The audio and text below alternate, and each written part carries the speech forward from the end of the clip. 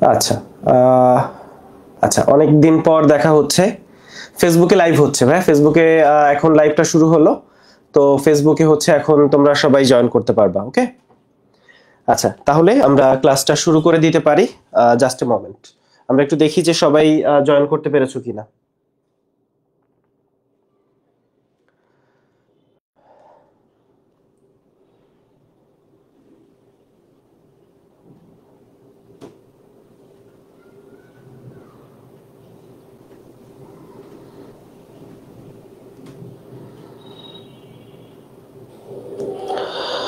ওয়ালাইকুম আসসালাম, আমাকে একটু জানাও যে সব ওকে আছে কিনা।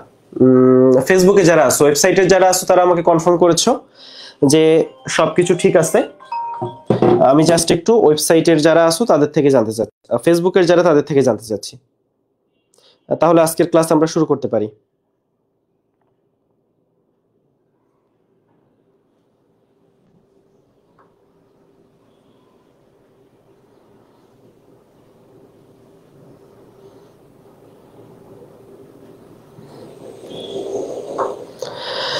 আচ্ছা, সবকিছু ঠিক আছে, অল ওকে। ওকে, ফাইন। তাহলে চলো আজকের ক্লাসটা আমরা আসলে শুরু করি। তো আমি আসলে নতুন একটা স্মার্ট বোর্ড নিছি, ফলে আমি আসলে এখনো খুব ভালো অভ্যস্ত হয়ে উঠতে পারিনি। তো লেটস সি। হ্যাঁ, আচ্ছা, তো ঘাসফড়িং এবং রুই মাছ এই দুইটা চ্যাপ্টার এবং হাইড্রা এই তিনটা চ্যাপ্টার কিন্তু একটা একটার সাথে কানেক্টেড এবং অনেক মিল আছে। যেমন তুমি যদি হাইড্রার ক্ষেত্রে দেখো, হাইড্রা হচ্ছে মাংস খায়, ওরা হচ্ছে কার্নিভোরাস। আবার ঘাসফড়িং এর ক্ষেত্রে দেখো, ওরা শাকাশী, হার্বিভোরাস। আচ্ছা, একটু বলো তো, রুই মাছ কি? রুই মাছ কি শাকাশী নাকি কি? যেমন মানুষ, মানুষ হচ্ছে অমনিভোরাস। অমনিভোরাস মানে কি? ওরা হচ্ছে সর্বভুক। আচ্ছা, এই জায়গাগুলোতে আমরা আসবো। তো চলো আমরা শুরু করি। তো ঘাসফড়িং এর এখানে আমার স্লাইডে যা কিছু আছে এর বাইরেও আমি কিছু লিখে দিব। তো যা লিখতেছি এবং যা স্লাইডে আছে সব মিলেই আমি হচ্ছে সেভ করে তোমাদের দিয়ে দিব, তোমরা পুরো জিনিসটা ওভাবে পড়বা। এর বাইরে কিন্তু আমি আগের লেকচারেও হচ্ছে জিওলজির দাগানো বই, যেগুলা দাগানো বই এবং একেবারে খুব প্রিসাইজ দাগানো, ধরো একটা টপিকে যে লাইনগুলা একেবারে পড়তে হবে সেই লাইনগুলা দাগানো, সেই দাগানো বইয়ের পিডিএফ কিন্তু আগের লেকচারের সাথে অ্যাড করা ছিল। ফলে যাদের আসলে এই দাগানো বইয়ের স্লাইড, দাগানো বইটা দরকার তারা, এবং আমি রিকোয়েস্ট করবো যে দাগানো লাইনগুলো অন্তত একবার দেখে যাও, ঠিক আছে? স্লাইডটা তো অবশ্যই দেখবা, কিন্তু স্টিল দাগানো লাইনগুলো আরেকবার দেখে যাইতে রিকোয়েস্ট করবো। সেক্ষেত্রে আমি আশা করতেছি যে 30-এ তুমি 29 বা 30টা কমন পেয়ে যাবা। আর আদারওয়াইজ স্লাইড দেখলে হয়তো 25-26টা, 3-4টা মিস যাবে স্লাইডের ক্ষেত্রে। আর দাগানো বইগুলা যদি লাইনগুলা দেখে যাও, দাগানো লাইন সেটা কিন্তু আমি দিয়ে দিছি আজকের যে লেকচার এর সাথেও, কিন্তু আজকের লেকচারের স্লাইড এবং দাগানো বই যেটা, সেটা দুইটাই আমি অ্যাড করে দিব, ঠিক আছে? আচ্ছা, ক্যামেরাটা ঠিক করে একটু জুম করেন। আমি কি আরেকটু জুম করব তোমাদের? আচ্ছা, ঠিক আছে, আমি আরেকটু জুম করার চেষ্টা করছি যাতে হচ্ছে আরেকটু সুবিধা হয়। আচ্ছা, দাঁড়াও একটু। আচ্ছা, এখন কি ব্যাপারটা বেটার? আচ্ছা, একটু জানাও যে এখন বেটার লাগতেছে কিনা, আর একটু জুম ইন লাগতেছে কিনা, এখন কি ঠিক আছে? আচ্ছা, ঠিক আছে। স্লাইডের কালারটা ব্ল্যাক হইলে ভালো হয়। না, ব্ল্যাকের ক্ষেত্রে আমার যে সেটআপ দরকার সেই সেটআপটা আমার নাই। ফলে স্লাইড ব্ল্যাকটা হলে তুমি আরো বেশি বুঝতে পারবা না। তো যার জন্য আমি স্লাইডটা আসলে হোয়াইট করে নিয়ে আসছি, ওকে? আচ্ছা, তাহলে আমরা শুরু করতেছি। আমরা আসলে লেট করতে চাই না। ঘাসফড়িং এর ক্ষেত্রে একেবারে ফার্স্টে চলে আসো। ঘাসফড়িং আর্থ্রোপোডা পর্বের প্রাণী। প্রথম অধ্যায় যখন আমরা পড়ছি সেখানে কিন্তু আর্থ্রোপোডা পর্বের সম্পর্কে জানছি। আর্থ্রোপোডা পর্ব সম্পর্কে যে পয়েন্টগুলো দেখে আসছিলাম, সেই পয়েন্টগুলো কিন্তু ঘাসফড়িং এর ক্ষেত্রে প্রযোজ্য। ফলে ঘাসফড়িংও আজকে যখন পড়ে ফেলবা তখন দেখবে যে আর্থ্রোপোডা পর্বের ওই পয়েন্টগুলো তোমার পড়া হয়ে গেছে। ফলে আর্থ্রোপোডা পর্বের যে পয়েন্টগুলা, অর্থাৎ আর্থ্রোপোডা পর্ব হচ্ছে প্রাণী জগতের সবচেয়ে বড় পর্ব, তাই তো? এবং এই আর্থ্রোপোডা পর্বের প্রাণীদের একটা এক্সাম্পল হচ্ছে ঘাসফড়িং। এখন আসো, ঘাসফড়িং কিন্তু ইনসেক্ট। আর্থ্রোপোডা পর্বের সবাই আসলে ইনসেক্ট না, তবে ঘাসফড়িংটা হচ্ছে ইনসেক্ট। এবং ঘাসফড়িং এর কিছু প্রজাতি পঙ্গপাল নামে পরিচিত। ঘাসফড়িং এর কিছু প্রজাতি, ঘাসফড়িং এর কিছু প্রজাতি পঙ্গপাল নামে পরিচিত। তাহলে ঘাসফড়িং এর কিছু প্রজাতি হচ্ছে পঙ্গপাল নামে পরিচিত। পঙ্গপাল হচ্ছে একটা প্রজাতি যারা একসাথে অনেক লাখ লাখ আহ, এই পোকাগুলো একসাথে থাকে এবং এরা মাইলের পর মাইল শস্য ক্ষেত আসলে সাবার করে দেয়, এবং এই পঙ্গপালের কারণে বিশ্বের বিভিন্ন দেশে বিভিন্ন সময় দুর্ভিক্ষ দেখা গেছে। ঘাসফড়িং এর কিছু প্রজাতি পঙ্গপাল নামে পরিচিত। আচ্ছা, তো বাংলাদেশে মাত্র 20 প্রজাতির ঘাসফড়িং আছে, তবে পৃথিবীতে ঘাসফড়িং এর প্রজাতি হচ্ছে 20,000।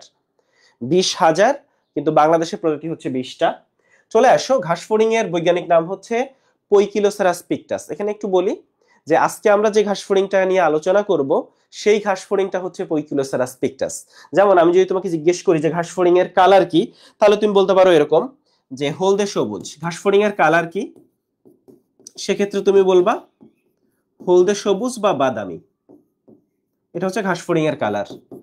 ঘাসফড়িং এর কালার হলদে সবুজ বা বাদামি। কিন্তু আমি যদি জিজ্ঞেস করি পৈকিলোসেরাস পিকটাস যেইটা, এটার কালার কি? পৈকিলোসেরাস পিকটাস যেইটা, এইটার কালার কি? তাহলে তুমি কি বলবা? এটার কালার হচ্ছে উজ্জ্বল নীল হলুদ। এইটার কালার হচ্ছে উজ্জ্বল নীল হলুদ। তাহলে পৈকিলোসেরাস পিকটাসের কালার উজ্জ্বল নীল হলুদ, আর এখানে হলদে সবুজ বা বাদামি হচ্ছে রেগুলার একটা ঘাসফড়িং এর কালার। এবং ঘাসফড়িং মুভ করতে পারে খুব ভালোই। তো যদি কখনো প্রতিকূল পরিবেশ আসে, অর্থাৎ নরমালি ঘাসফড়িং যেখানে থাকে সেখানেই থাকে, কিন্তু কখনো কখনো হয় যে ওই পরিবেশটা তার অনুকূলে না, যে টেম্পারেচারটা চেঞ্জ হয়ে গেছে, হ্যাঁ, তখন তাকে আসলে পরিযায়ী হতে হয়। তাকে আসলে ওই যে তুমি শুনছো না যে ইসলাম ধর্মে যেমন একটা সময় হিজরত করতো, মক্কা থেকে মদিনা যাওয়া, এরকম মদিনা থেকে মক্কায় যাওয়া, এরকম। তো ওরকম যখন খারাপ সময় আসে তখন তারা এক জায়গা থেকে আরেক জায়গায় ট্রান্সফার হয়। যখন ট্রান্সফার হয় তখন ঘাসফড়িং গুলা, এই পৈকিলোসেরাস পিকটাস, দিনে 15 কিলোমিটার যেতে পারে। যখন ট্রান্সফার করে তখন এই ঘাসফড়িং দিনে 15 কিলোমিটার যেতে পারে। তাহলে কি বললাম? তখন ঘাসফড়িং দিনে 15 কিলোমিটার যেতে পারে। পৈকিলোসেরাস পিকটাসের কালার হচ্ছে উজ্জ্বল নীল হলুদ, আর এভারেজে যদি ঘাসফড়িং এর কালার জিজ্ঞেস করে তুমি বলবা হলদে সবুজ বা বাদামি। এখন চলে আসো, ঘাসফড়িং আসলে শাকাশী প্রাণী। শাকাশীকে ইংরেজিতে বলে হচ্ছে হার্বিভোরাস। শাকাশীকে ইংরেজিতে বলে হার্বিভোরাস। কি বললাম? এই যে শাকাশীটা আমরা বলছি ওরা শাক খায়, শাকাশীকে ইংরেজিতে বলে হার্বিভোরাস। আমি একটু চেক করছি যে ওয়েবসাইটে সব ঠিক আছে কিনা। হ্যাঁ, ওয়েবসাইটে সব ঠিক আছে, ওয়েবসাইটে ক্লাস করা যাচ্ছে।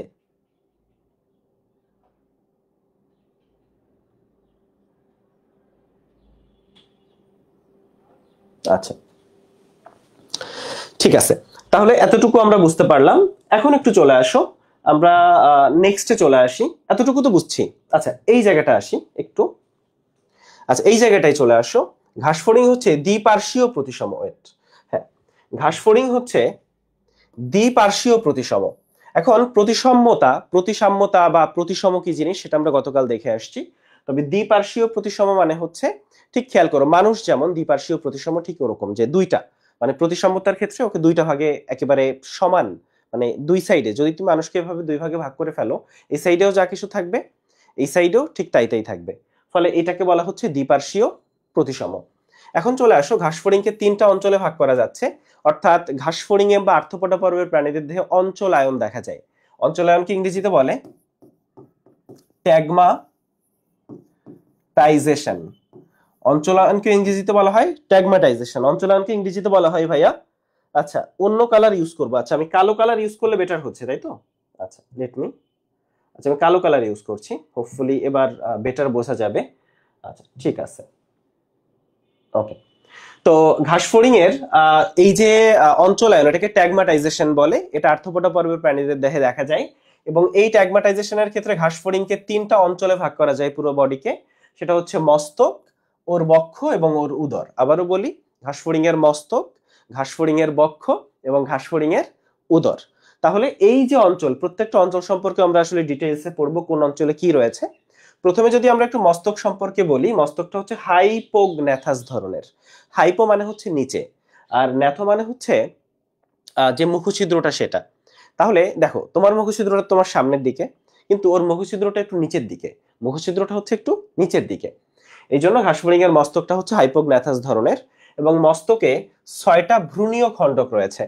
মস্তকে 6টা, অর্থাৎ খেয়াল করো, ধরো এটা হচ্ছে তোমার মাথা, সেই আমার মাথার ভিতরে ঘিলু আছে। ঘিলুর কিন্তু যেই নরম অংশটা সেখানে কিন্তু অনেক খণ্ড রয়েছে।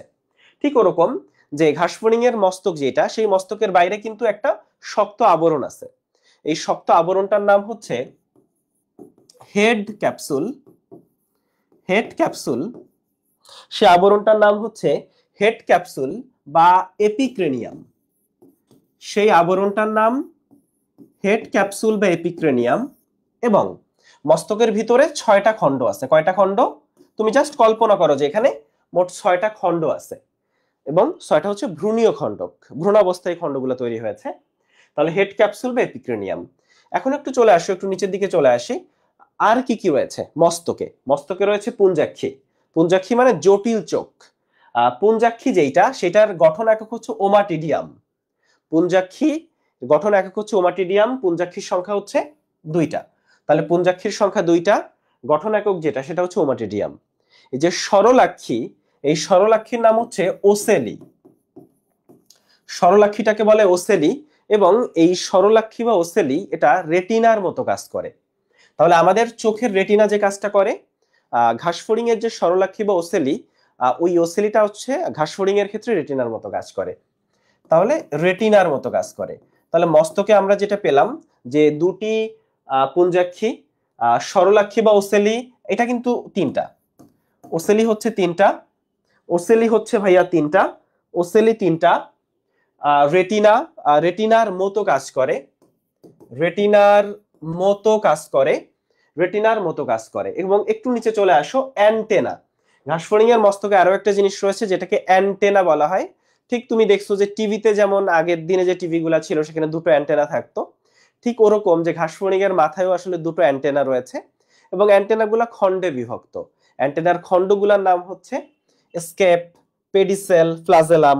আবারও বলছি, অ্যান্টেনার খণ্ডগুলোর নাম হচ্ছে স্কেপ, পেডিসেল, ফ্লাজেলাম ইত্যাদি। অ্যান্টেনার খণ্ডগুলোর নাম হচ্ছে, আচ্ছা তোমাদের কি দেখতে সমস্যা হচ্ছে? আচ্ছা, সাইটটা আমি একটু জুম করে দিচ্ছি, কিন্তু তোমাদের দেখতে সমস্যা হচ্ছে কিনা একটু বলো। আচ্ছা, ক্লাসটা দেখতে পারতেছি না। আচ্ছা ঠিক আছে, আমি একটু ট্রাই করি যে এটা বেটার করা যায় কিনা। জাস্ট এ মোমেন্ট, হ্যাঁ।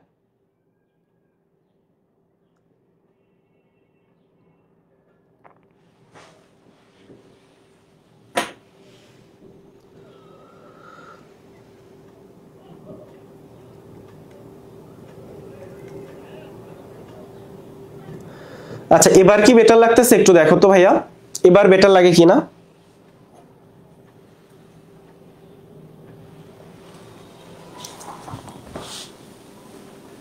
আচ্ছা, একটু সময় দাও।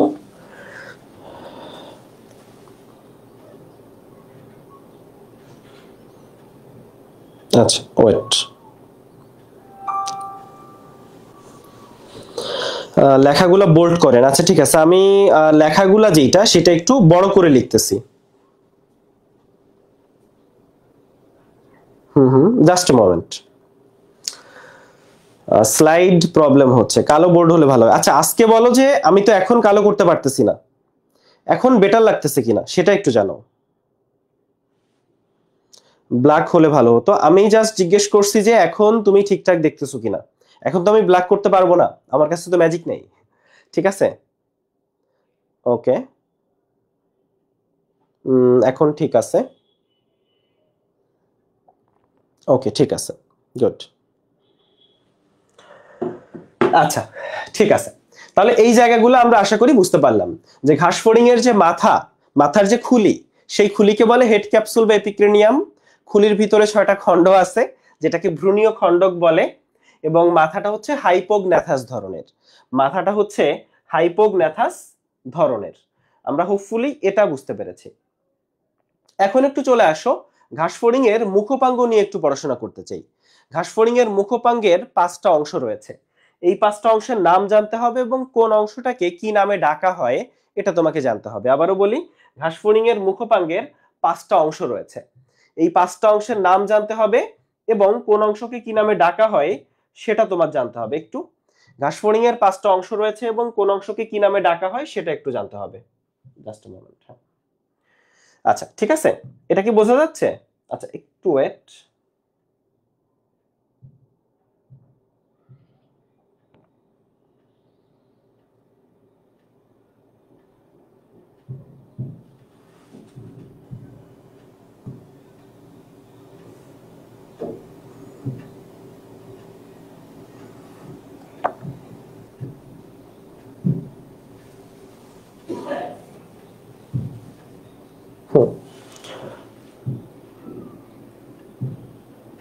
আচ্ছা আমি একটু এই স্লাইড থেকে সরে যাচ্ছি, আমার মনে হচ্ছে যে আমি এখানে একটু প্রবলেম ফেস করতেছি।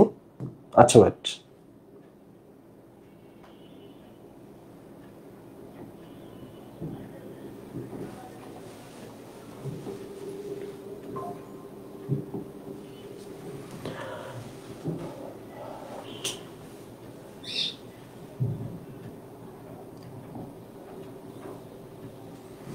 আচ্ছা ঠিক আছে।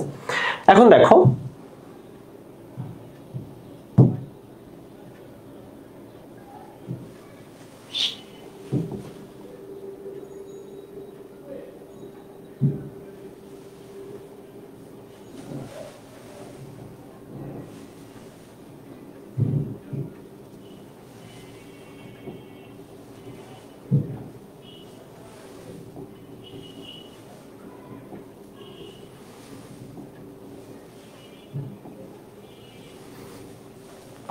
আচ্ছা ঠিক আছে, আমরা তাহলে এই জায়গা থেকে একটু দেখাই যাতে আমার বুঝাইতে একটু সমস্যা হয়। আচ্ছা একটু চলে আসো।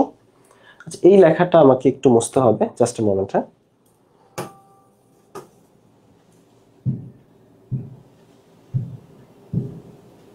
আচ্ছা ঠিক আছে, এবার ঠিক আছে। আচ্ছা একটু খেয়াল করো, ব্যাকগ্রাউন্ডটা কালো করা যাবে না ভাই? আচ্ছা না দেখো, আচ্ছা মাইক্রোসফটের ব্যাপার না, ব্যাপারটা হচ্ছে বোর্ডটা আমার জন্য নতুন, প্রথমবারের মতো আমি বোর্ডটা ইউজ করতেছি, এটা একটা ব্যাপার।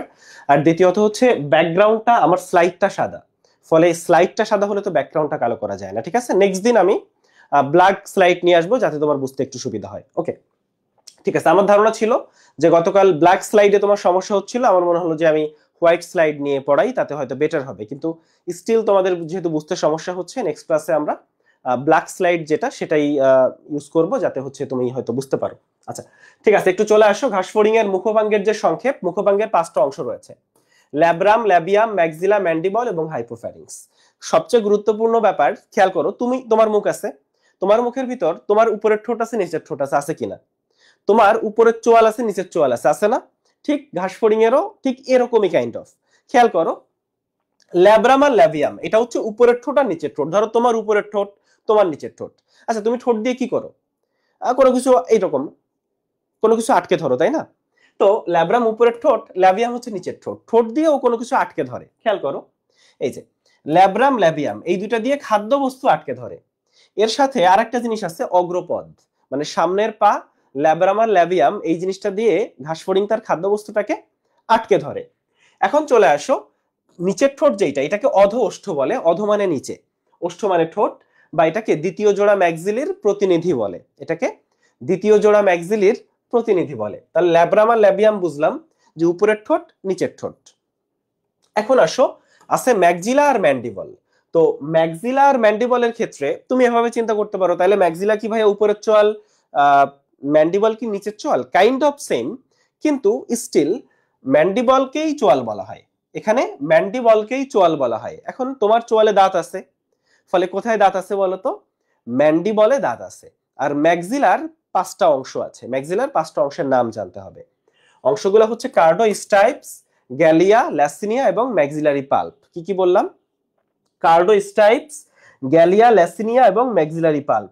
ঠিক আছে, কার্ডোস্টাইপস আমি একটু বলে রাখি যে আমি হচ্ছে এই স্লাইডটা তো দিব, 2 নাম্বার হচ্ছে এর সাথে সাথে দাগানো বইটাও দিয়ে দিব। ঠিক আছে, আচ্ছা এখন চলে আসো, কার্ডোস্টাইপস, গ্যালিয়া, ল্যাসিলিয়া এবং ম্যাক্সিলারি পাল্প। কার্ডোস্টাইপস, গ্যালিয়া, ল্যাসিনিয়া এই 5টা অংশের নাম অবশ্যই তোমাকে মনে রাখতে হবে।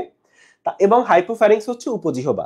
খেয়াল করো, এখানে আসলে অনেক তথ্যই আছে, তবে ঘুরে ফিরে তুমি খেয়াল করলেই দেখবা ঘাসফড়িং এ সুপারফিশিয়াল ইনফোই আসে, সুপারফিশিয়াল ইনফোর বাইরে প্রশ্ন আসে না। আমি যদি তোমাকে একটু ঘাসফড়িং থেকে আসা বিগত বছরের প্রশ্নগুলো তোমাকে একটু দেখাই, তাহলে তোমার খুব ভালো আইডিয়া হয়ে যাবে। আমি প্রথমে একটু দেখাই, তারপর আমি ঘাসফড়িং এ যাচ্ছি।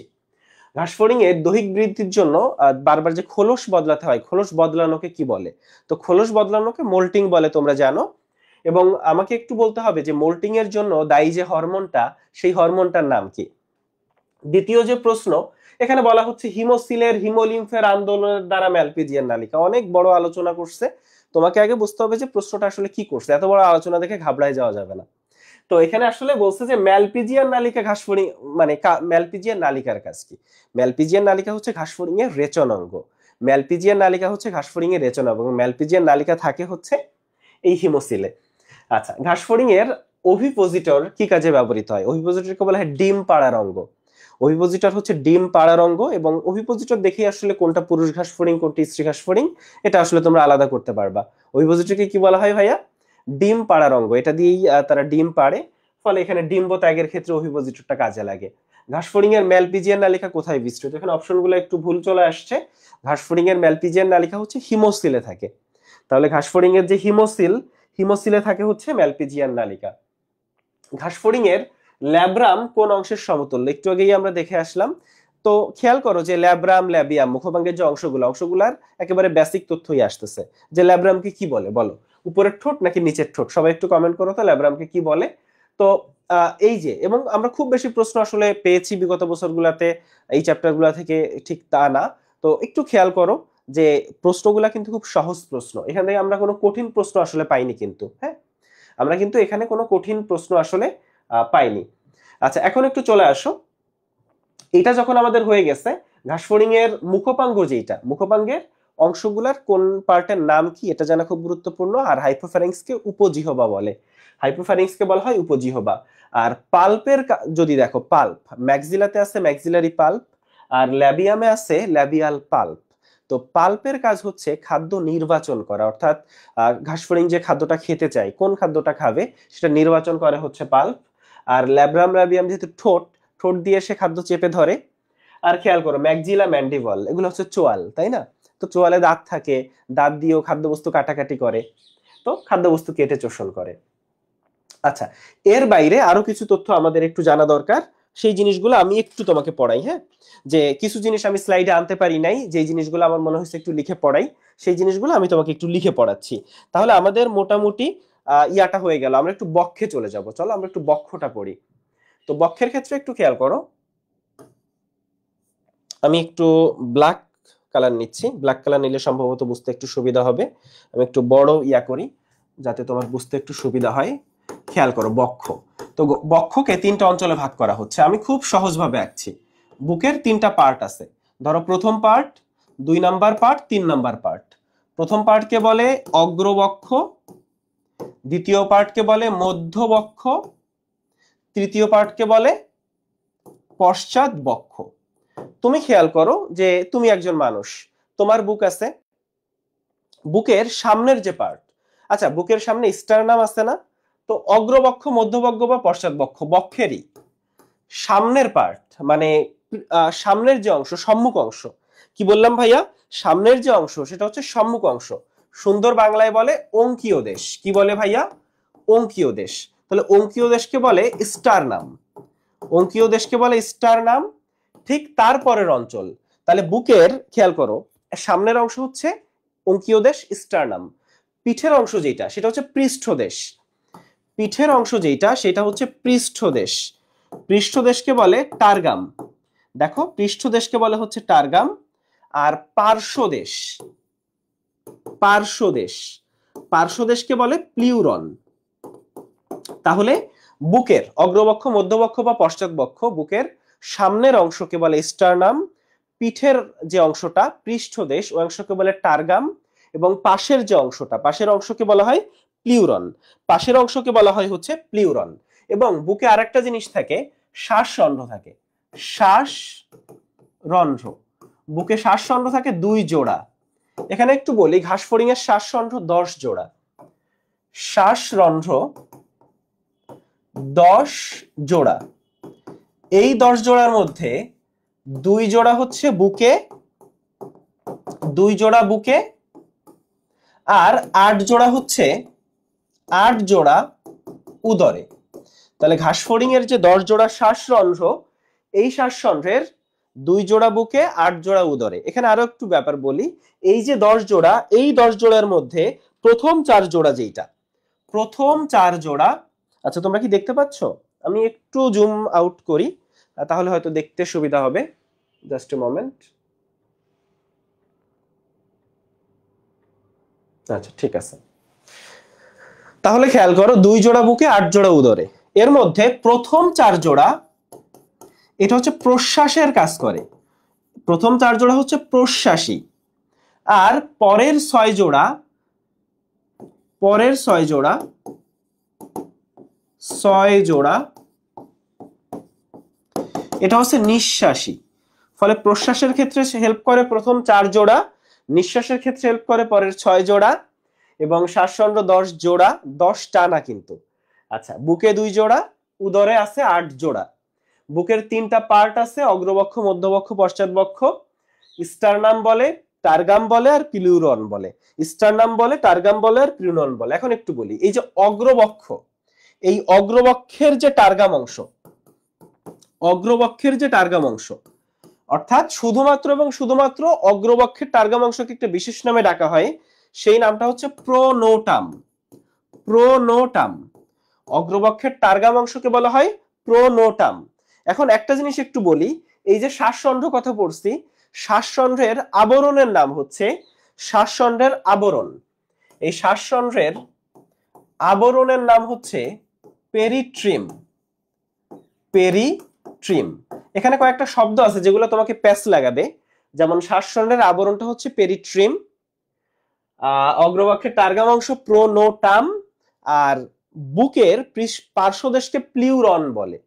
ফলে কোনটা প্লিউরন, কোনটা প্রোনোটাম, কোনটা পেরিট্রিম, এই জায়গাটা প্যাচ লাগানো যাবে না। তাহলে বুক নিয়ে মোটামুটি পড়াশোনা করে ফেললাম, মোটামুটি একটা আইডিয়া আমরা পেয়ে গেলাম। এখন একটা ব্যাপার একটু বলি, ঘাসফড়িং যেটা, ঘাসফড়িং কিন্তু আর্থ্রোপোডা পর্বের প্রাণী, এবং আর্থ্রোপোডা পর্বের প্রাণীদের দেহে কিন্তু কাইটিন থাকে। ফলে ঘাসফড়িং এর বডিটা কি দিয়ে নির্মিত যদি জিজ্ঞেস করি, তাহলে কি বলবা? কাইটিন নির্মিত কিউটিকল। ঘাসফড়িং কি দিয়ে তৈরি? কাইটিন নির্মিত কিউটিকল। মনে থাকবে, ঘাসফড়িংটা হচ্ছে কাইটিন নির্মিত কিউটিকল দিয়ে তৈরি। এখন একটু চলে আসো, আমরা অগ্রবক্ষটা ক্লিয়ার করলাম, মধ্যবক্ষটা বুঝতে পারলাম, পশ্চাৎবক্ষ। এখন মধ্যবক্ষ পশ্চাৎবক্ষে আরো কিছু জিনিস আছে, ডানা আছে। মধ্যবক্ষে 1 জোড়া ডানা আছে, 1 জোড়া ডানা। পশ্চাৎবক্ষে 1 জোড়া ডানা আছে। আবারও বলি, মধ্যবক্ষে আছে 1 জোড়া ডানা, আর পশ্চাৎবক্ষে আছে 1 জোড়া ডানা। তাহলে ঘাসফড়িং এর ডানা কয় জোড়া? 2 জোড়া। তো এর মধ্যে একটু বলি যে এই যে 2 জোড়া ডানা, এই 2 জোড়া ডানার মধ্যে ধরো আমি এভাবে আঁকি যে 3 জোড়া আছে। তো এখানে যে ডানা, এই প্রথম মধ্যবক্ষে যে ডানা, সেই ডানা কিন্তু উড়তে সাহায্য করে না, আসলে উড়ে হচ্ছে এই ডানার সাহায্যে। এই ডানা, এই যে ডানা, এবং এই ডানাটা আসলে ওড়ার মতোই ডানা, অনেক বড় ডানা। আচ্ছা, তাহলে পশ্চাৎবক্ষের যে ডানা, এই পশ্চাৎবক্ষের যে ডানা সেটা দিয়ে উড়ে, কিন্তু এই পশ্চাৎবক্ষের ডানা দিয়ে ওড়া শেষ, তখন ডানাটা ভাঁজ হয়ে ছোট হয়ে যায়। তখন কি করে, এই মধ্যবক্ষের ডানাটা পশ্চাৎবক্ষের ডানাকে ঢেকে রাখে। তাহলে মধ্যবক্ষের ডানার একটাই কাজ, ওড়া শেষে পশ্চাৎবক্ষের ডানাটা যখন ভাঁজ হয়ে ছোট হয়ে যায়, তখন মধ্যবক্ষের ডানা পশ্চাৎবক্ষের ডানাকে ঢেকে রাখে। এই জন্য মধ্যবক্ষের যে ডানা, আমি একটু মুছে দিচ্ছি, এই জন্য মধ্যবক্ষের যে ডানা, আচ্ছা, মধ্যবক্ষের যে ডানা, এটাকে বলে এলিট্রা বা ডানার আবরণ বা টেগমিনা। তাহলে মধ্যবক্ষের যে ডানা সেটাকে বলা হয় এলিট্রা বা ডানার আবরণ বা ট্যাগমিনা। এলিট্রা বলে বা ডানার আবরণ বলে বা ট্যাগমিনা বলে। কি বললাম? এলিট্রা বলে, ডানার আবরণ বলে বা ট্যাগমিনা বলে। তাহলে ডানা 2 জোড়া, ডানা 2 জোড়া, বুকের 3টা পার্ট আছে, বুকের কোন পার্টের নাম কি, সেই জায়গাগুলো আমরা যেন অবশ্যই জানি, সেই জায়গাগুলো যেন আমরা অবশ্যই জানি। ঠিক আছে, তাহলে এই পর্যন্ত আমাদের কাছে মোটামুটি ক্লিয়ার। আমাদের কারো কোনো কোশ্চেন আছে? তাহলে এই যে এলিট্রা বা ডানার আবরণ, এরা কিন্তু উড়তে সাহায্য করে না, এরা কিন্তু উড়তে সাহায্য করে না। আচ্ছা, ঠিক আছে, এখন একটু চলে আসো, আমরা একটু আমাদের স্লাইডে চলে যাই।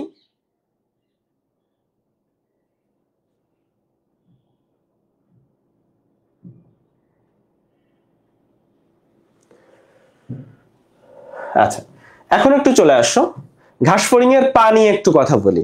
ঘাসফড়িং এর পায়ের কিন্তু কয়েকটা খণ্ড আছে, এখানে অনেকগুলো খণ্ড পাবা। হ্যাঁ, এর আগেও তুমি খণ্ড পাইছো, এখানেও খণ্ড পাবা। ঘাসফড়িং এর পায়ের 5টা খণ্ড আছে। ঘাসফড়িং এর পায়ে তুমি খেয়াল করলেই দেখবা ঘাসফড়িং এর পায়ে 5টা খণ্ড আছে। খণ্ডগুলো একটু বলি, এই যে কক্সা, ট্রোক্যান্টার, ফিমার, টিবিয়া, টার্সাস, 5টা খণ্ড আছে। এবং ঘাসফড়িং এর পা, যেই পা, এটা দিয়ে হচ্ছে লাফায় লাফায় চলে। ঘাসফড়িং এর পা দিয়ে ও হচ্ছে লাফায় লাফায় চলে। এই জন্য মানে ঘাসফড়িং এর পায়ের যে পশ্চাৎ বক্ষের পা, পশ্চাৎ, আচ্ছা বলো তো ঘাসফড়িং এর পা কয় জোড়া, এটা একটু বলবা। পশ্চাৎ বক্ষের যে পা, এই পাকে বলা হয় স্যালটোরিয়াল পা। তাহলে ঘাসফড়িং এর পশ্চাৎ বক্ষের পাকে বলা হয় স্যালটোরিয়াল পা, এবং ওই পা দিয়ে ও লাফায় লাফায় চলে, এই জন্য ঘাসফড়িং এর এই পাকে বলা হয় স্যালটোরিয়াল পা। পায়ের আছে 5টা খণ্ড, ঘাসফড়িং এর পায়ে আছে হচ্ছে 5টা খণ্ড। ঘাসফড়িং এর পায়ে কয়টা খণ্ড আছে? 5টা খণ্ড। আচ্ছা, এরপরে আমরা যদি উদরে চলে আসি, ঘাসফড়িং এর উদর নিয়ে একটু পড়াশোনা করি। চলে আসো, আমরা একটু ঘাসফড়িং এর উদর নিয়ে সামান্য পড়াশোনা করতে চাই। উদর, আচ্ছা দেখো,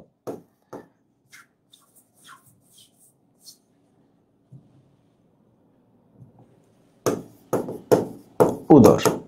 আচ্ছা, উদরের খণ্ড আছে 11টা। উদরে কয়টা খণ্ড আছে? 11টা খণ্ড। উদরের প্রথম খণ্ডটা অসম্পূর্ণ। উদরে খণ্ড আছে 11টা। উদরের প্রথম যে পার্টটা, এটা আসলে অসম্পূর্ণ। কারণ কি বলতো, উদরের প্রথম পার্টটা যেটা, সেটা হচ্ছে বুকের সাথে কন্টিনিউয়েশন আছে। বুক যেখানে শেষ হয়েছে, ধরো বুক শেষ হয়েছে এইভাবে, ধরো বুকের লাস্ট পার্ট, তো উদরের প্রথম পার্ট এরকম, তো দ্বিতীয় পার্টগুলো একেবারে সম্পূর্ণ ক্লিয়ার। তো এই জন্য প্রথম পার্ট বুক যেখানে শেষ হয়েছে ওইখানে, ওই জন্য উদরের প্রথম পার্টটাকে বলা হয় অসম্পূর্ণ। উদরের প্রথম পার্টটাকে কি বলে ভাইয়া? উদরের প্রথম পার্টটাকে বলে হচ্ছে, উদরের প্রথম পার্টটাকে বলে হচ্ছে অসম্পূর্ণ। আচ্ছা ওয়েট,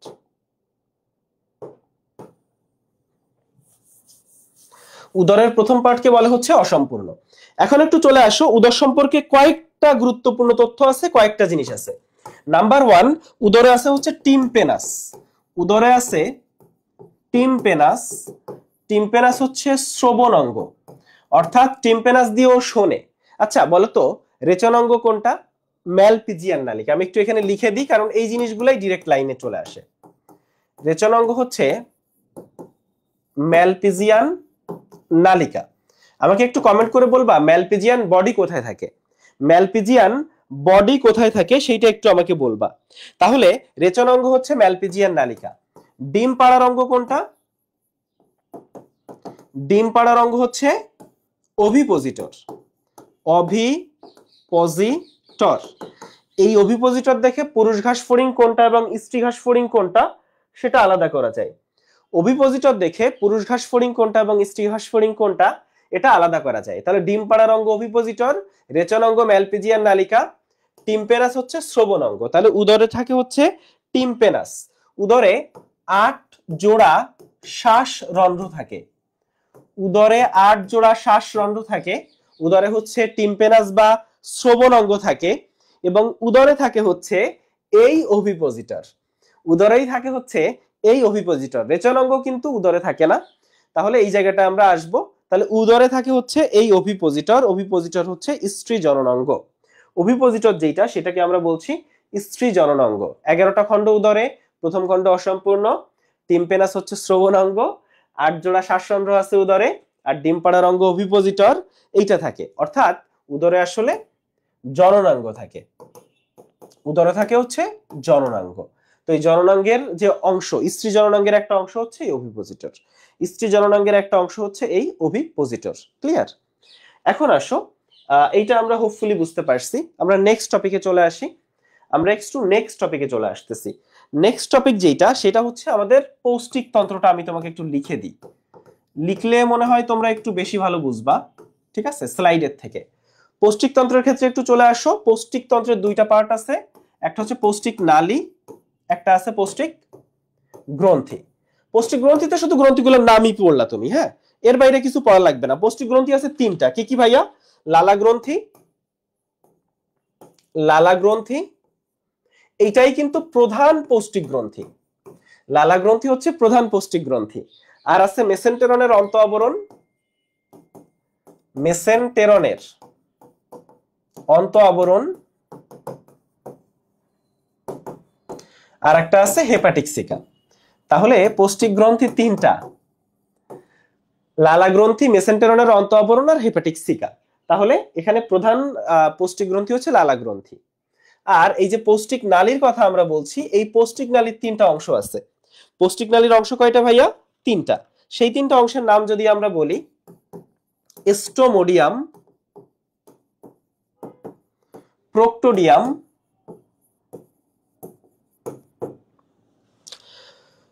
মেসেন্টেরন এবং প্রোক্টোডিয়াম। খেয়াল করো, তাহলে স্টোমোডিয়াম হচ্ছে প্রথম অংশ। তুমি এভাবে চিন্তা করতে, একটা বড় নালী, প্রথম অংশের নাম স্টোমোডিয়াম, দ্বিতীয় অংশের নাম মেসেন্টেরন, তৃতীয় অংশের নাম হচ্ছে প্রোক্টোডিয়াম। আরো একটা ব্যাপার বলি, স্টোমোডিয়াম তৈরি হয়েছে অ্যাক্টোডার্ম থেকে, স্টোমোডিয়াম তৈরি হয়েছে অ্যাক্টোডার্ম থেকে, এই মেসেন্টেরন তৈরি হয়েছে এন্ডোডার্ম থেকে, এন্ডোডার্ম। আর প্রোক্টোডিয়াম তৈরি হয়েছে, এইটাও ডার্ম থেকে তৈরি হয়েছে, এটাও ডার্ম থেকে তৈরি হয়েছে।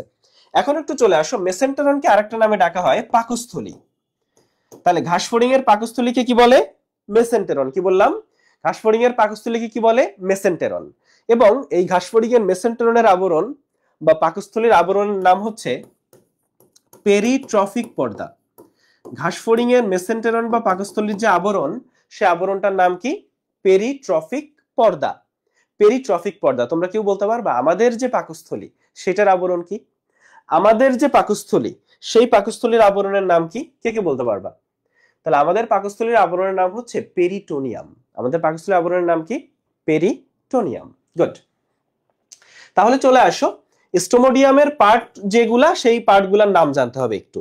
পার্টগুলা কি কি বলতো? মুখছিদ্র, গলবিল, অন্ননালী, ক্রপ, গিজার্ড, এগুলা। হ্যাঁ। আর প্রোক্টোডিয়াম যেটা, এখানেও জাস্ট অংশগুলোর নাম ইলিয়াম, কোলন, রেকটাম, পায়োছিদ্র, চারটা অংশ। ইলিয়াম, কোলন, রেকটাম, পায়োছিদ্র। ওকে, আচ্ছা। আর এখানে পাঁচটা অংশ।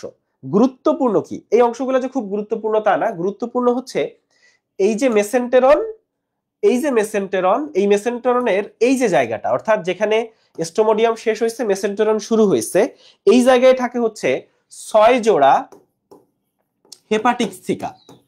এই জায়গায় থাকে 6 জোড়া হেপাটিক সিকা। এই যে 6 জোড়া হেপাটিক সিকা, এইটা কিন্তু পৌষ্টিক গ্রন্থি হিসেবে কাজ করে। এই 6 জোড়া হেপাটিক সিকা কিন্তু পৌষ্টিক গ্রন্থি হিসেবে কাজ করে। এখন একটু চলে আসো, মেসেন্টেরন যেখানে শেষ হয়েছে, এই জায়গায় থাকে ম্যালপিজিয়ান নালিকা। মেসেন্টেরন যেখানে শেষ হয়েছে, সেই জায়গায় থাকে হচ্ছে ম্যালপিজিয়ান নালিকা। তাহলে কি বললাম? মেসেন্টেরন যেখানে শেষ হয়েছে সেখানে থাকে ম্যালপিজিয়ান নালিকা, আর মেসেন্টেরন যেখানে শুরু হয়েছে সেখানে থাকে 6 জোড়া হেপাটিক সিকা। অর্থাৎ স্টোমোডিয়ামের শেষে মেসেন্টেরনের শুরুতে 6 জোড়া হেপাটিক সিকা থাকে। হেপাটিক সিকা হচ্ছে পৌষ্টিক গ্রন্থি হিসেবে কাজ করে। আর মেসেন্টেরনের শেষে থাকে ম্যালপিজিয়ান নালিকা। ম্যালপিজিয়ান নালিকা হচ্ছে কি হিসেবে কাজ করে বলো? ম্যালপিজিয়ান নালিকা হচ্ছে প্রধান রেচন অঙ্গ।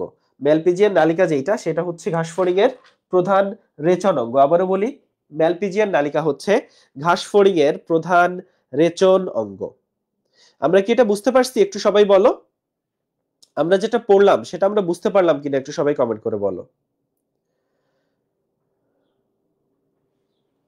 ওকে, হ্যাঁ, সবই 6 জোড়া। এই তো বুঝতে পারছো, সবই আসলে 6 জোড়া।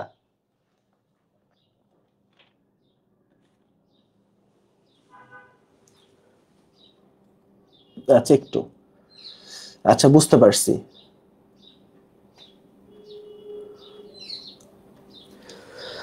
ওকে, গুড।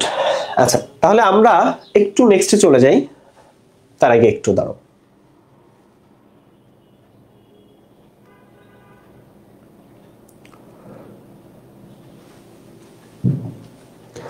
ওকে, তাহলে ঘাসফড়িং এর পৌষ্টিক নালীর তিনটা অংশ রয়েছে, স্টোমোডিয়াম, প্রোক্টোডিয়াম এবং মেসেন্টেরন। মেসেন্টেরনকে পাকস্থলী বলে। লালা গ্রন্থি হচ্ছে প্রধান পৌষ্টিক গ্রন্থি। এখন কিছু ব্যাপার একটু ক্লিয়ার করি তোমাকে। সেটা হচ্ছে, ঘাসফড়িং এর হার্টকে নিউরোজেনিক হার্ট বলে। ঘাসফড়িং এর যে হৃৎপিণ্ড, এই হৃৎপিণ্ডে কয়টা প্রকোষ্ঠ আছে বলতো? আমাদের হৃৎপিণ্ডে 4টা প্রকোষ্ঠ। ঘাসফড়িং এর হৃৎপিণ্ডে কয়টা প্রকোষ্ঠ আছে? কে কি বলতে পারবা? 7টা প্রকোষ্ঠ আছে। ঘাসফড়িং এর হৃৎপিণ্ডে আরো একটা জিনিস আছে, অ্যালারি পেশি। তাহলে ঘাসফড়িং এর হৃৎপিণ্ডে আছে হচ্ছে, ঘাসফড়িং এর হৃৎপিণ্ডে আছে, ঘাসফড়িং এর যে হার্ট, একটু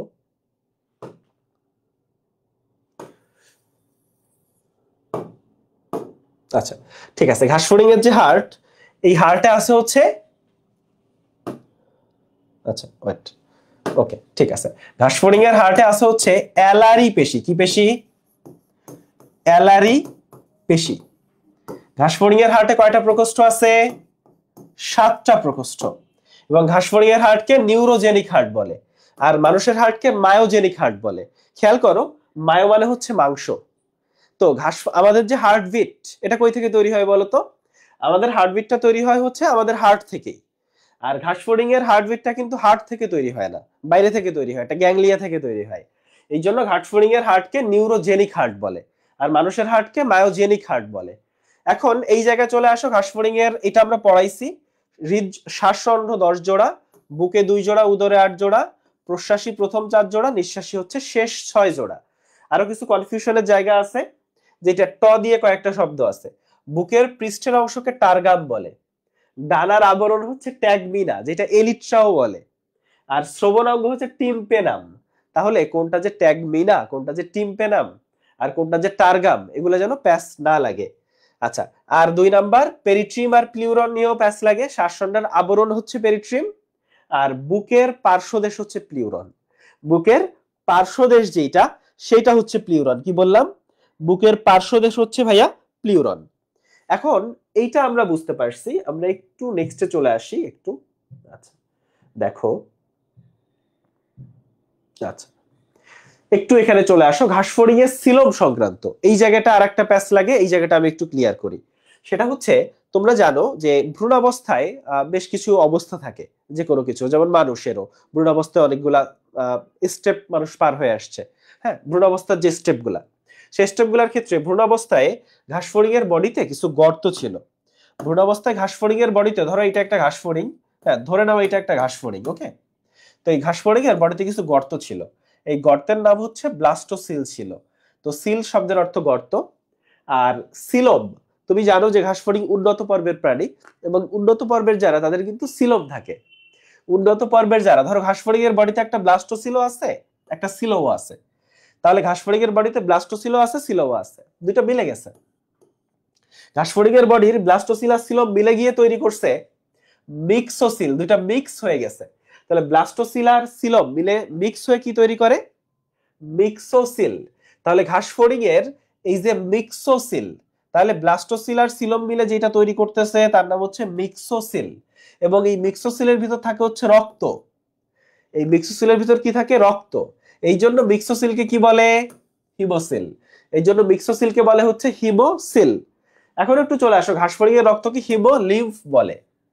আর ঘাস ফড়িং এর রক্তে কিন্তু হিমোগ্লোবিন নাই। তুমি জানো যে আমাদের রক্তে হিমোগ্লোবিন আছে। হিমোগ্লোবিনের কাজ কি বলো?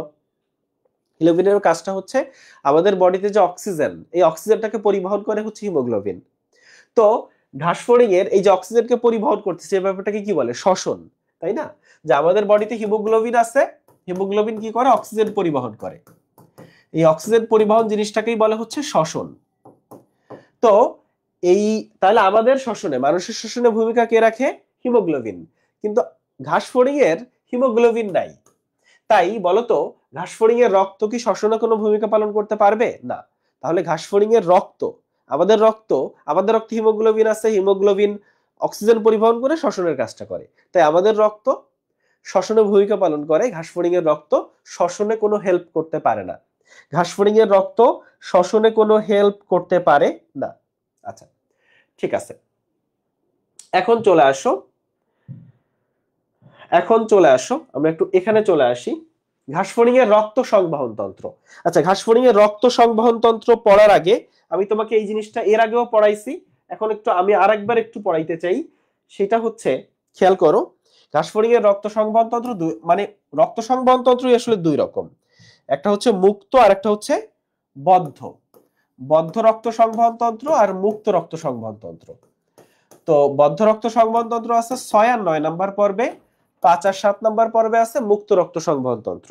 ফলে ঘাস ফড়িং এর রক্ত সংবহন তন্ত্র যদি আমরা বলি, তাহলে এটা হবে মুক্ত রক্ত সংবহন তন্ত্র। তাহলে ঘাস ফড়িং এর রক্ত সংবহন তন্ত্র কি বলছি ভাইয়া? মুক্ত। এখন ঘাস ফড়িং এর রক্ত সংবহন তন্ত্রে কি কি আছে? ঘাস ফড়িং এর রক্ত সংবহন তন্ত্রে আছে হচ্ছে হিমোসিল, হিমোলিম্ফ, আচ্ছা, আর সর্বশেষ পৃষ্ঠীয় বাহিকা। পৃষ্ঠীয় বাহিকা। এখন হিমোসিল, এখানে তিনটা সাইনাস আছে, তিনটা সাইনাস আছে, জাস্ট এতটুকু জানলে চলবে। সাইনাস এটার নাম পেরিকার্ডিয়াল সাইনাস, পেরিভিসেরাল সাইনাস আর পেরিনিউরাল সাইনাস, জাস্ট তিনটা নাম, আর কিছু লাগবে না। হিমোলিম্ফের জায়গাটা গুরুত্বপূর্ণ। এই হিমোলিম্ফে আছে দুইটা জিনিস, একটা হচ্ছে রক্তরস, একটা হচ্ছে রক্ত কণিকা। তাহলে হিমোলিম্ফে আছে দুইটা জিনিস ভাইয়া, একটা হচ্ছে রক্তরস আর একটা হচ্ছে রক্ত কণিকা। কি বললাম? একটা রক্তরস এবং হিমোলিম্ফের যে রক্ত কণিকা এটাকে বলে হিমোসাইট। এটাকে কি বলে ভাইয়া? হিমোসাইট। ক্লিয়ার? আর এই যে পৃষ্ঠীয় বাহিকা, এইখানের পৃষ্ঠীয় বাহিকাকে বলা হয় প্রধান স্পন্দনশীল অঙ্গ। বোঝাই যাচ্ছে এখানে হার্ট আছে, তাই না? প্রধান স্পন্দনশীল অঙ্গ। স্পন্দন কোনটার হয়? হার্টের স্পন্দন হয় না, হার্টের বিট হয়, বিট মানে স্পন্দন। তাহলে পৃষ্ঠীয় বাহিকা হচ্ছে প্রধান স্পন্দনশীল অঙ্গ। কি বললাম? পৃষ্ঠীয় বাহিকা হচ্ছে প্রধান স্পন্দনশীল অঙ্গ এবং এই পৃষ্ঠীয় বাহিকাতে আছে হচ্ছে হার্ট। হার্ট এবং ঘাসফড়িং এর হার্ট সম্পর্কে আমরা অলরেডি জেনে আসছি। হার্টে কয়টা প্রকোষ্ঠ আছে বলো? হার্টে কয়টা প্রকোষ্ঠ আছে? 7টা প্রকোষ্ঠ আছে। হার্টকে কি বলে? Neurogenic heart. ঘাসফড়িং এর হার্টকে কি বলে? Neurogenic heart. কি বললাম? 7টা প্রকোষ্ঠ আছে, হার্টকে বলে হচ্ছে নিউরোজেনিক হার্ট। ক্লিয়ার জিনিসটা? তাহলে আমি আবারও বলি, রক্ত সংবহন তন্ত্র সম্পর্কে তুমি কি কি জানবা? দুই রকম রক্ত সংবহন তন্ত্র আছে, বদ্ধ আর মুক্ত। বদ্ধ হচ্ছে 6 আর 9 নম্বর পর্ব, মুক্ত হচ্ছে 5 আর 7 নম্বর পর্ব। তাহলে ঘাসফড়িং যেহেতু 7 নম্বর পর্বের আর্থ্রোপোডা পর্বের প্রাণী, তাই ঘাসফড়িং এর রক্ত সংবহন তন্ত্র হচ্ছে মুক্ত রক্ত সংবহন তন্ত্র। ঘাসফড়িং এর রক্ত সংবহন তন্ত্রের 3টা পার্ট আছে, হিমোসিল, হিমোলিম্ফ আর পৃষ্ঠীয় বাহিকা। হিমোসিলের 3টা সাইনাস আছে, পেরিকার্ডিয়াল, পেরিভিসেরাল, পেরিনিউরাল সাইনাস। হিমোলিম্ফে আছে রক্তরস আর রক্তবাহিকা, রক্তকণিকা। রক্তকণিকাকে হিমোসাইট বলে। আর পৃষ্ঠীয় বাহিকা যেটা, সেটা হচ্ছে প্রধান স্পন্দনশীল অঙ্গ, এখানেই হার্টটা আছে। তাহলে পৃষ্ঠীয় বাহিকাতেই কি আছে? হার্ট। এবং ঘাসফড়িং এর হার্টকে কি হার্ট বলে? Neurogenic heart. আবারও বলি, ঘাসফড়িং এর যে হার্ট, সেই হার্টকে কি হার্ট বলে? Neurogenic heart. ঘাসফড়িং এর হার্টকে বলে হচ্ছে নিউরোজেনিক হার্ট। ঘাসফড়িং এর হার্টকে বলে নিউরোজেনিক হার্ট। তাহলে হোপফুলি এইটা আমরা বুঝতে পারছি, ঘাসফড়িং এর হার্টের ব্যাপারটা আমাদের কাছে ক্লিয়ার। ঠিক আছে? আচ্ছা, ঘাসফড়িং এর প্রধান শ্বসন অঙ্গ কোনটা? কেউ বলতে পারবা?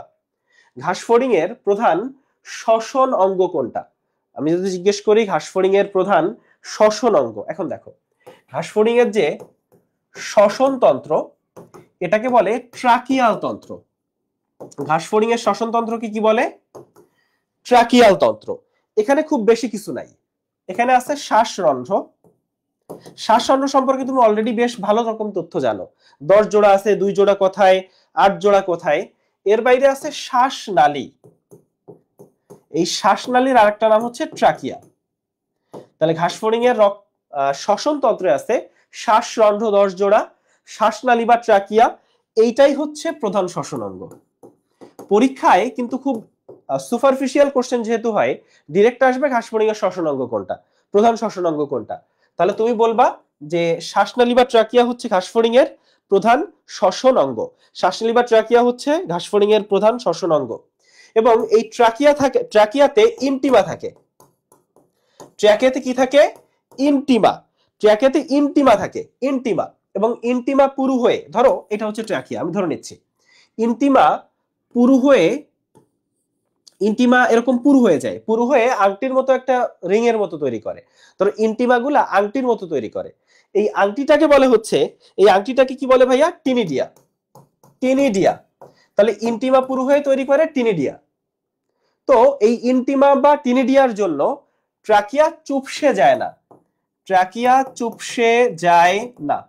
তাহলে আবারও বলি, ঘাসফড়িং এর ক্ষেত্রে শ্বাসনালী বা ট্রাকিয়া হচ্ছে প্রধান শ্বসন অঙ্গ এবং এখানে থাকে হচ্ছে ইনটিমা। ইনটিমার জন্য ওটা পুরু হয়ে টিনিডিয়ার মতো আকৃতি ধারণ করে, যার জন্য এটা কখনো চুপসে যায় না।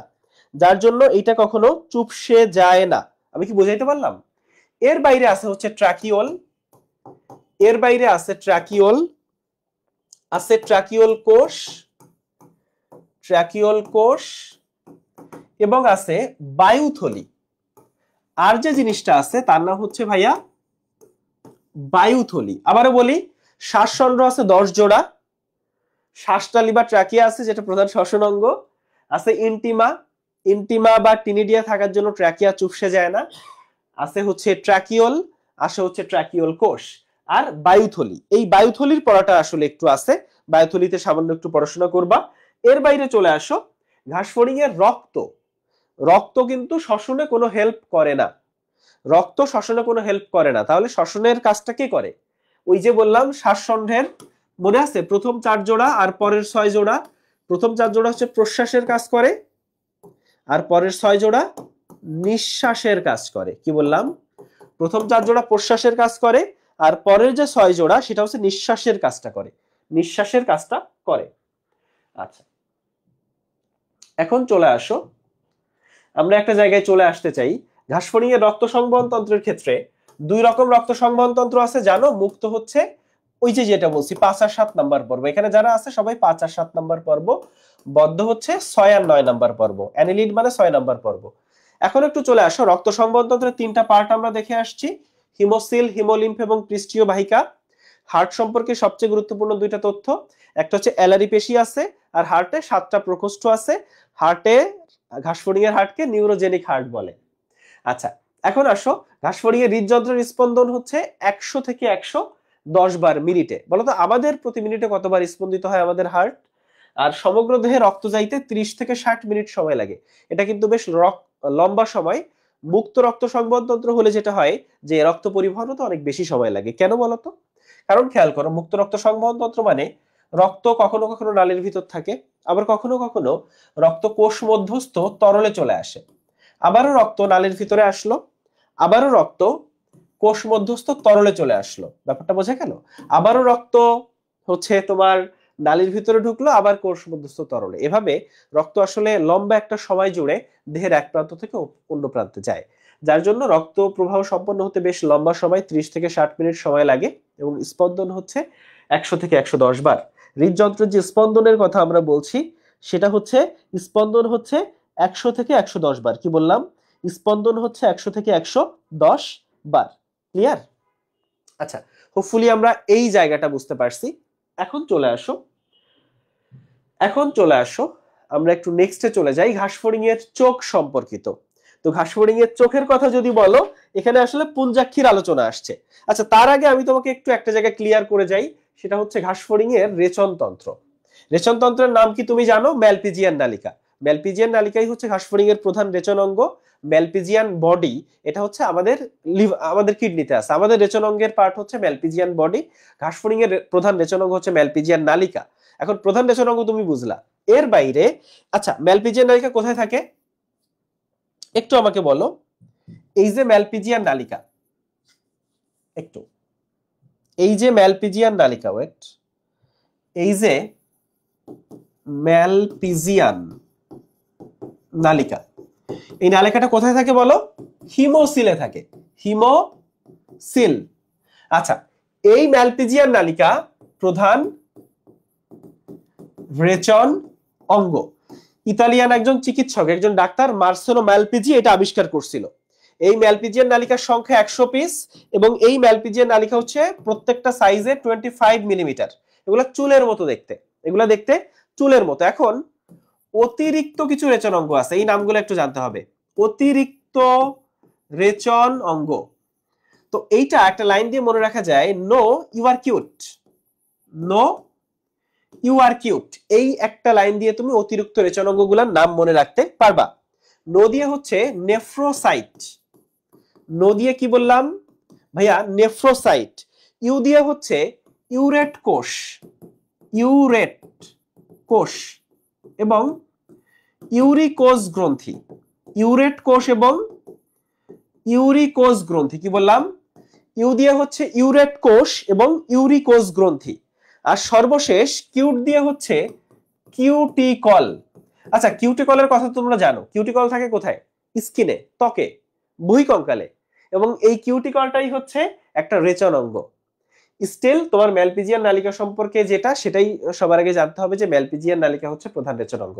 এটাই পরীক্ষায় আসবে। এর বাইরে আসতে পারে রেচন অঙ্গ কোনটা, রেচন অঙ্গ নয় কোনটা। একটু আমাকে বলো যে ম্যালপিজিয়ান বডি আমাদের কোথায় থাকে, ম্যালপিজিয়ান বডি আমাদের কোথায় থাকে? সবাই একটু কমেন্ট করে আমাকে বলবা ম্যালপিজিয়ান বডি আমাদের কোথায় থাকে? ঠিক আছে, ম্যালপিজিয়ান বডি ভাইয়া কোথায় থাকে? ওকে, তাহলে এইটা কি বোঝা গেল? এটা কি বোঝা গেল? তাহলে এইটা আমরা ভাইয়া নেক্সট স্লাইডে একটু চলে যাই, তার আগে একটু আমরা এসে আসি। ওকে, আচ্ছা, তাহলে এখন আসো ঘাসফড়িং এর চোখ। চোখ সম্পর্কিত যেটা, সেইটা ভাইয়া আজকের মোটামুটি যে আলোচনাগুলো আছে সবচেয়ে গুরুত্বপূর্ণ আলোচনাগুলোর একটা, যে এটা হচ্ছে ঘাসফড়িং এর পুঞ্জাক্ষী দুইটা। পুঞ্জাক্ষীর গঠন ও কাজের একক কি? ওমাটিডিয়া। এখন এই যে আলোচনা সেটা হচ্ছে ওমাটিডিয়ার আলোচনা। এই আলোচনা হচ্ছে ওমাটিডিয়ার আলোচনা। তো প্রথমে তুমি জানবা যে ওমাটিডিয়ার অংশগুলা কি কি, ওমাটিডিয়ার অংশগুলা জানবা। এরপরে আসবা যে ওমাটিডিয়ার এখানে কয়েকটা অংশ আছে, কর্নিয়াজেন কোষ, ক্রিস্টালাইন কোন কোষ এবং কর্নিয়াজেন কোষ, ক্রিস্টালাইন কোন কোষ এবং রেটিকুলার কোষ। এখন যদি কোথাও নামের সাথে কোষ দেখো তাইলে বুঝবা এখান থেকে কিছু না কিছু তৈরি হবে। যেমন কর্নিয়াজেন কোষ থেকে তৈরি হয়েছে কর্নিয়া, ক্রিস্টালাইন কোন কোষ থেকে তৈরি হয়েছে ক্রিস্টালাইন কোন, রেটিকুলার কোষ থেকে তৈরি হয়েছে র‍্যাবডম। তাহলে ওমাটিডিয়ার যে পার্টগুলা যার নামের সাথে কোষ আছে সেখান থেকে কিছু না কিছু তৈরি হবে। তাহলে সেখান থেকে কিছু না কিছু তৈরি হয়েছে। কর্নিয়াজেন কোষ থেকে কর্নিয়া, ক্রিস্টালাইন কোন কোষ থেকে ক্রিস্টালাইন কোন, রেটিকুলার কোষ থেকে র‍্যাবডম। সবচেয়ে ইম্পর্টেন্ট কিন্তু কর্নিয়া আর র‍্যাবডম। যদি আরো ইম্পর্টেন্ট বলি র‍্যাবডম, র‍্যাবডমটাই সবচেয়ে বেশি আসে পরীক্ষায়। কর্নিয়ার ক্ষেত্রে চলে আসো, কর্নিয়া হচ্ছে লেন্সের মতো, জাস্ট এতটুকু যে কর্নিয়াটা হচ্ছে লেন্স। ওকে, ক্রিস্টালাইন কোন কোষ যেটা সেটা প্রতিসরণশীল অঙ্গ হিসেবে আলো প্রবেশে সাহায্য করে। দেখো লেন্স দিয়ে ডিরেক্ট আলো প্রবেশ করে। আর ক্রিস্টালাইন কোন কোষ হচ্ছে আলো প্রবেশে সাহায্য করে। আর র‍্যাবডম সেখানে আলো গৃহীত হয় এবং প্রতিবিম্ব সৃষ্টি হয়। এই জন্য র‍্যাবডমের কাজটা সবচেয়ে বেশি ইম্পর্টেন্ট। পরীক্ষায় ঘুরে ফিরে র‍্যাবডমের কাজটাই আসে আর কর্নিয়ার কাজটা আসে। কর্নিয়া কি? লেন্স। লেন্সের মতো কাজ করে, লেন্স দিয়ে আলো প্রবেশ করে। আলো প্রবেশে সাহায্য করে কে বা প্রতিসরণশীল অঙ্গ হিসেবে কাজ করে কে? ক্রিস্টালাইন কোন। আর র‍্যাবডমে আলো গৃহীত হয়, র‍্যাবডমেই প্রতিবিম্ব সৃষ্টি হয়। তাহলে অংশগুলোর নাম পড়বা, কি থেকে কি তৈরি হয় সেইটা, আর 2 নাম্বার এই তিনটা কাজ পড়লেই তোমার এখানের পড়া শেষ। এর বাইরে আর কিছু লাগবে না। আচ্ছা ঠিক আছে, এর বাইরে কিন্তু আর কিছু লাগবে না। এখন আসো ঘাসফড়িং এর ক্ষেত্রে, তুমি জানো যে পুরুষ ঘাসফড়িং আছে, স্ত্রী ঘাসফড়িং আছে, এবং ঘাসফড়িং এর অনেকগুলো খণ্ড আছে, তাই না? উদরের খণ্ড কয়টা? 11টা। তো কোন খণ্ডে কে আছে এটা নিয়ে ব্যাপক একটা প্যাচ লাগে। তো সেই প্যাচটা আসলে এখানে একটু ক্লিয়ার করা হয়েছে, একটু সবাই মনোযোগ দাও। সবচেয়ে ইম্পর্টেন্ট কোনগুলো সেগুলো একটু তোমাকে বলি। এর মধ্যে সবগুলা কিন্তু খুব ইম্পর্টেন্ট না। এখানে ইম্পর্টেন্ট হচ্ছে অভিপোজিটর, এটা নবম খণ্ডে আছে। অভিপোজিটর থাকে হচ্ছে নবম খণ্ডে, আর স্ত্রী জননদণ্ড থাকে হচ্ছে অষ্টম ও নবম খণ্ডে। ক্লিয়ার? এই দুইটাই হচ্ছে মহিলাদের জিনিস। আর এখানে চলে আসো, অ্যানাল সার্কি থাকে হচ্ছে দশম খণ্ডে। তাহলে এই তিনটা সবচেয়ে বেশি ইম্পর্টেন্ট। আবারও বলি যে অ্যানাল সার্কি দশম খণ্ডে, স্ত্রী জননরঙ্গ অষ্টম নবম খণ্ডে, আর অভিপোজিটর হচ্ছে নবম খণ্ডে। অভিপোজিটর নবম খণ্ডে। এর বাইরে সাবজেনিটাল প্লেট নবম খণ্ডে। সাবজেনিটাল প্লেট হচ্ছে নবম খণ্ডে। তাহলে এগুলা কে কোন খণ্ডে, এই চারটা জিনিস তোমাকে ভুল করা যাবে না। এইটা শেখার পরে চলে আসো, আমরা নেক্সট টপিকে চলে যাই। ঘাসফড়িং এর শেষ দিকে চলে আসছি আমরা। শেষ দিকে আসার আগে জাস্ট আরেকটা জিনিস একটু বলি। ঘাসফড়িং এর দর্শন কৌশলের ক্ষেত্রে আমি একটু এখানেই লিখি। আচ্ছা না, আমি ইসে লিখতেছি, ওয়েট। ঘাসফড়িং এর দর্শন কৌশল একটু খেয়াল করো।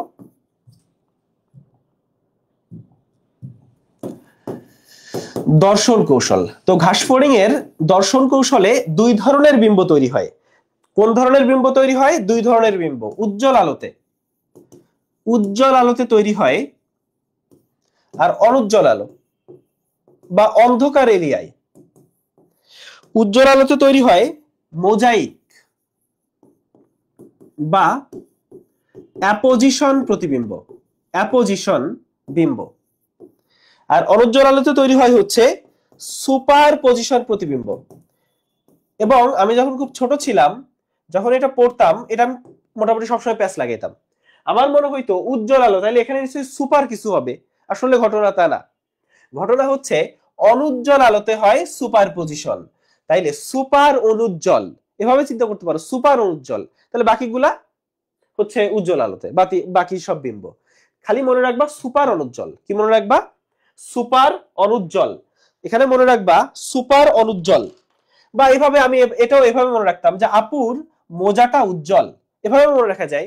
যে সুপার অনুজ্জ্বল, আপুর মোজাটা উজ্জ্বল, তুমি যেভাবে খুশি সেভাবে মনে রাখো।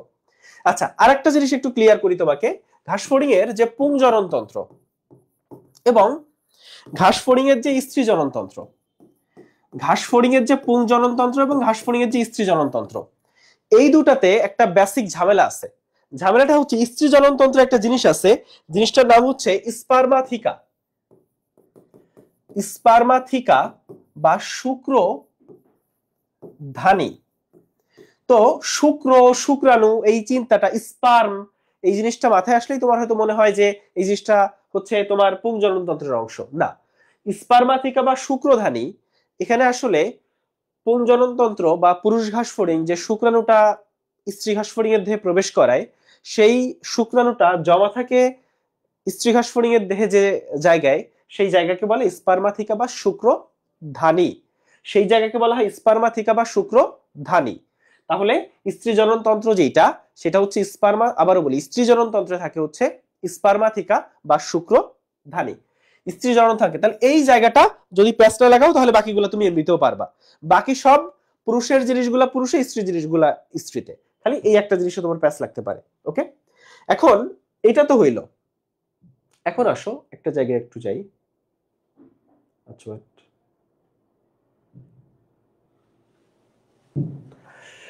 ঠিক আছে, এখন ঘাসফড়িং এর হরমোনের ক্ষেত্রে চলে আসছি, রূপান্তরে চলে আসছি। রূপান্তরে তুমি যখন আসবা, ফার্স্টেই তুমি যে জিনিসটা জানবা সেটা হচ্ছে, আমি বারবার ইজি রাইটেই আসতে হচ্ছে, ঘাসফড়িং এর পরিস্ফুটন যখন দেখো। আচ্ছা, আমি মনে হয় এটা দেখে পড়াইলেই ভালো হয়। আচ্ছা, ঘাসফড়িং এর যে পরিস্ফুটন, ঘাসফড়িং এর পরিস্ফুটনে ডিম্বাণুটা হচ্ছে সেন্ট্রোলেসিথাল। সেন্ট্রোলেসিথাল, সেন্ট্রো মানে সেন্টারে, আর মানে কুসুমটা আসলে সেন্ট্রোলেসিথাল, মানে কুসুমটা সেন্টারে থাকে, কুসুমটা সেন্টারে থাকে। এবং ঘাসফড়িং এর পরিস্ফুটন হয় বসন্তের শুরুতে, বসন্তের শুরুতে। তো এখানে কয়েকটা ঋতু তোমার জন্য জানা খুবই ইম্পর্টেন্ট। একটু চলে আসো, ঘাসফড়িং এর প্রজনন প্রক্রিয়ায় মিলন হয় গ্রীষ্মে। মিলন হয় কখন? গ্রীষ্মে। মিলন যখন হয়, নিষেকও তখনই হয়, তাহলে নিষেকও হয় গ্রীষ্মে। তাহলে ঘাসফড়িং এর মিলন হয় গ্রীষ্মে, নিষেকও হয় গ্রীষ্মে, আর ডিম পাড়ে শরৎকালে বা শরৎকাল পর্যন্ত। তাহলে গ্রীষ্ম, বর্ষা, শরৎ, হেমন্ত, তাহলে নিষেক হইছে। নিষেক হওয়ার পরে ডিম পাড়বে হচ্ছে শরৎকাল পর্যন্ত। আর ডায়াপজ, ডায়াপজ মানে যখন পরিস্ফুটনটা বন্ধ থাকে, যখন পরিস্ফুটন বন্ধ থাকে, অর্থাৎ ধরো ওর যে সাইজ, ও আর বড় হয় না, ওই সময় ওর সাইজটা থেমে যায়। পুরো শীতকাল জুড়ে ও আসলে জাস্ট শীত নিদ্রায় থাকে, কাইন্ড অফ, মানে ও সাইজে বড় হয় না, খাবারের অভাব দেখা যায় তখন। ফলে ডায়াপসটা শীতকালে, ডিম পাড়া শরৎকাল পর্যন্ত, মিলন আর নিষেক এই দুইটা হয় গ্রীষ্মে, আর পরিস্ফুটনটা হয় বসন্তের শুরুতে। আবারও বলি, পরিস্ফুটনটা হয় হচ্ছে বসন্তের শুরুতে, মিলন গ্রীষ্মে, নিষেক গ্রীষ্মে, ডিম পাড়া শরৎকাল পর্যন্ত, এবং ডায়াপস হচ্ছে শীতকাল। ডায়াপসটা হচ্ছে শীতকাল। তাহলে ঋতু আসে, ঋতুটা উল্টানো পাল্টানো যাবে না। এখন আসো আমি একটু রূপান্তরটা দেখাই, আমি তোমাকে একটু রূপান্তরটা দেখাই। ঘাসফড়িং এর রূপান্তর যেটা, তার আগে একটু দেখো, রূপান্তর আসলে দুই রকম, একটা হচ্ছে সম্পূর্ণ রূপান্তর, একটা হচ্ছে অসম্পূর্ণ রূপান্তর। সম্পূর্ণ রূপান্তরের ধাপ আছে চারটা, অসম্পূর্ণ রূপান্তরের ধাপ আছে তিনটা। ধাপ চারটা কি কি?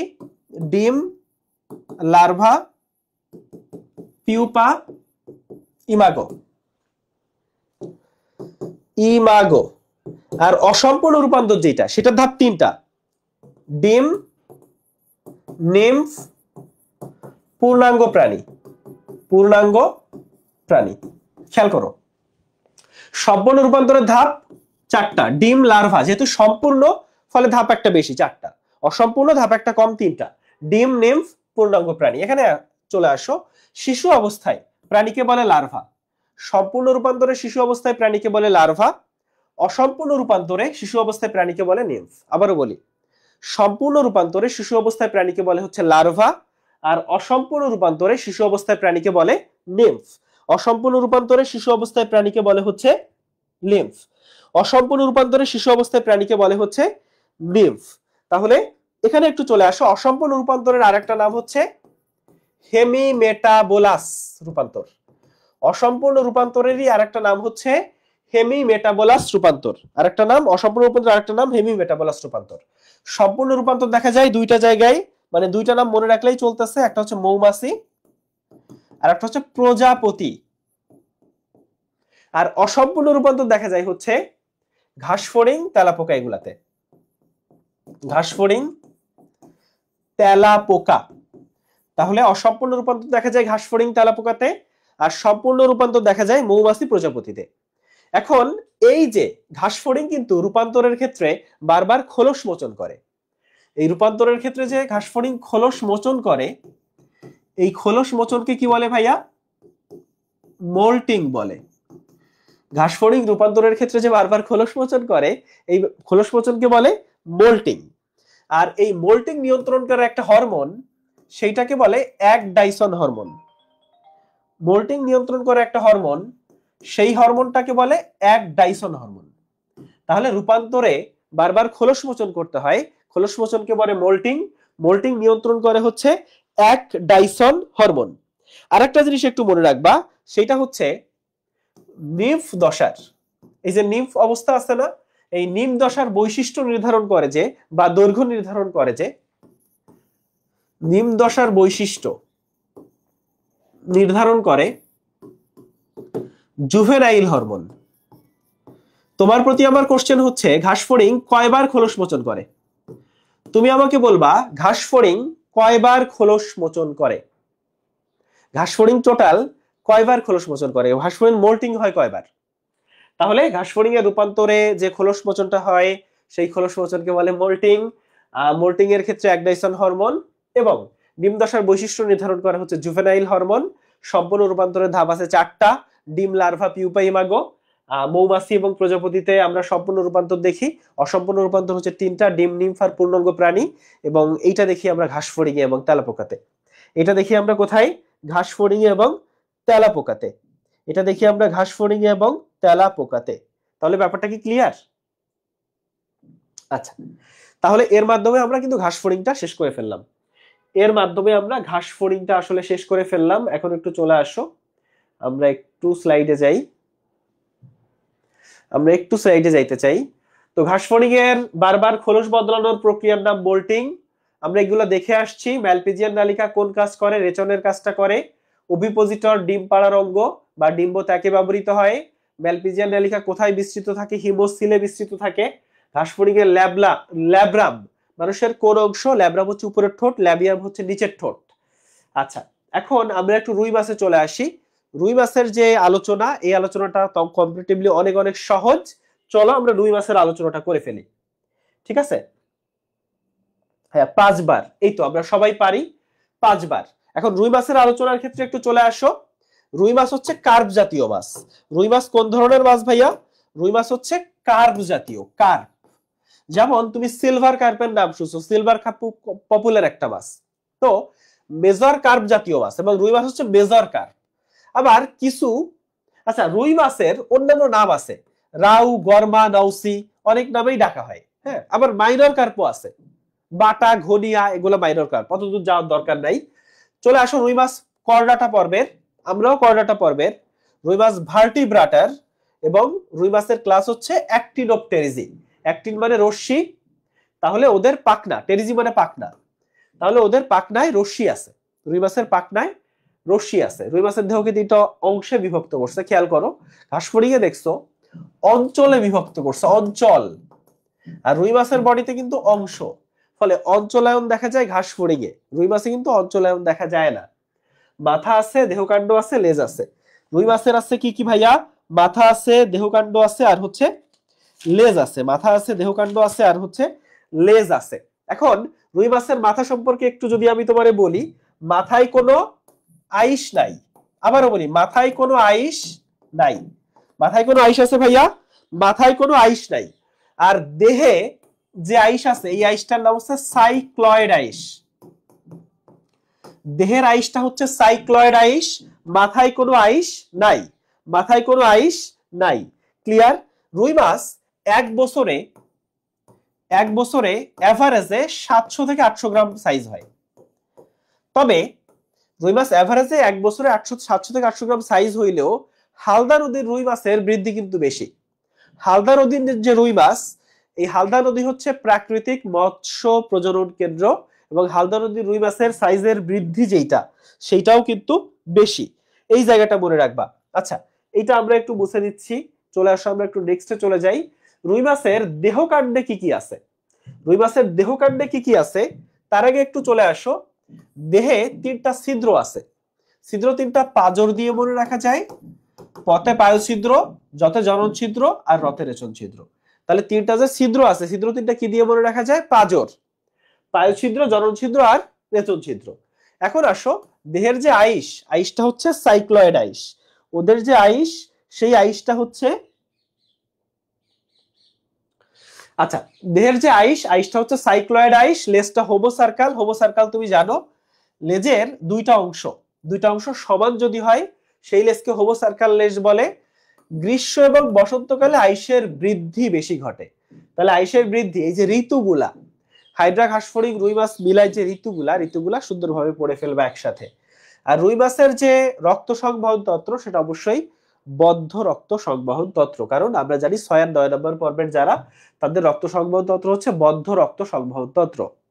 এখন রুই মাছের পাখরায় চলে আসি। রুই মাছের পাখরায় তুমি যখন আসবা, রুই মাছে 5 ধরনের পাখরা আছে। রুই মাছে কয় ধরনের পাখরা আছে? 5 ধরনের। এর মধ্যে যুগ্ম পাখরা, যে পাখরাগুলো জোড়া, দেখো যে পাখরাগুলো বিজোড় ওগুলোর নামের সাথে প আছে। যে পাখরাগুলো বিজোড় ওদের নামের সাথে প আছে, আর জোড়াগুলা ওদের নামের সাথে কিন্তু প নাই। একটা হচ্ছে বক্ষ পাখরা, একটা হচ্ছে শ্রোণী পাখরা। তো কোন পাখরায় কতগুলা রশ্মি আছে এবং ওই পাখরার কাজ কি সেটা একটু তুমি খেয়াল করবা। যেমন বক্ষ পাখরা হচ্ছে পানির গভীর থেকে উপরের দিকে, ঠিক আছে? বক্ষ পাখরা বুকের দিকে যে পাখরা, ওটা একেবারে উপরে আসতে সাহায্য করে। শ্রোণী পাখরা যেটা, সেটা হচ্ছে দ্রুত ঘুরতে, থামতে, চলতে। দেখছো, চলতে, থামতে, ঘুরতে। তোমরা যেটা পছন্দ করো, চলতে পছন্দ করো, ঘুরতে পছন্দ করো, তো এই কাজগুলা কে করে? শ্রোণী পাখরা। এই কাজগুলা করে হচ্ছে শ্রোণী পাখরা।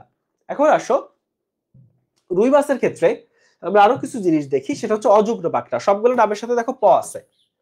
পায়ু পাখরা, পুচ্ছ পাখরা, পৃষ্ঠ পাখরা। তাহলে অযুগ্ম পাখরা সবগুলো নামের সাথে প আছে, এবং এখানে কয়টা রশ্মি আছে সেই জায়গাটা একটু জানবা। কার কয়টা রশ্মি আছে সেই জায়গাটা একটু জানবা। তার আগে একটু বলি, রুই মাছ কি খায় বলতো? রুই মাছ হচ্ছে শাকাশি। প্রথম পয়েন্ট, রুই মাছ 14 ডিগ্রির নিচে বাঁচে না। এর নিচে বাঁচে না। তাহলে রুই মাছ শাক খায়, রুই মাছ 14 ডিগ্রির নিচে বাঁচে না। ক্লিয়ার জিনিসটা? এটা আশা করি ক্লিয়ার। এখন আসো, পৃষ্ঠ পাখনা, কোন পাখনায় কয়টা রশ্মি আছে এটা একটু জানবা। আর একটু চলে আসো পুচ্ছ পাখনা। পুচ্ছ পাখনা হচ্ছে লেজ, যেটা লেজটাকে পুচ্ছ পাখনা বলে। এটাই রুই মাছের প্রধান চলন অঙ্গ। এইটাই রুই মাছের প্রধান চলন অঙ্গ। তাহলে পাখনা কি কি রকম, যুগ্ম পাখনা কারা, অযুগ্ম পাখনা কারা, কার কয়টা রশ্মি আছে, আর কার কাজ কি। ওকে, এখন আসো রুই মাছের যে ধমনী। তার আগে রুই মাছের আইসটা তো হোমো সার্কাল, তাই তো? রুই মাছের যে, সরি, রুই মাছের লেজটা হচ্ছে হোমো সার্কাল আর আইসটা হচ্ছে সাইক্লয়েড। এখন আইস সম্পর্কে একটু পড়াশোনা আছে। আইসের, আচ্ছা, আইসের ক্ষেত্রে তুমি আমাকে শুধু এটা বলো যে রুই মাছের আইসের ক্ষেত্রে বার্ষিক বৃদ্ধি রেখা কোনটা? আইসের ক্ষেত্রে বার্ষিক বৃদ্ধি রেখা কোনটা? সবাই কমেন্ট করে বলবা আইসের ক্ষেত্রে বার্ষিক বৃদ্ধি রেখা কোনটা। একটু বলি, সার্কুলাস, এটা হচ্ছে বৃদ্ধি রেখা। সার্কুলাসকে বলে বৃদ্ধি রেখা। আমাকে বলতে হবে বার্ষিক বৃদ্ধি রেখা কোনটা। এখানে সার্কুলাস বলে, সার্কুলি বলে, এখানে এক বচন বহু বচন। সার্কুলাসটা এক বচন, সার্কুলিটা হচ্ছে বহু বচন। আচ্ছা, ঠিক আছে। শ্বসন তন্ত্রের ক্ষেত্রে চলে আসো। রুই মাছের শ্বসন তন্ত্র আসলে পড়া খুবই অল্প। রুই মাছের ফুলকা হচ্ছে 4 জোড়া, আর ফুলকা আর্স হচ্ছে 5 জোড়া। রুই মাছের ফুলকা 4 জোড়া, রুই মাছের ফুলকা হচ্ছে 4 জোড়া, আর ফুলকা আর্স হচ্ছে 5 জোড়া।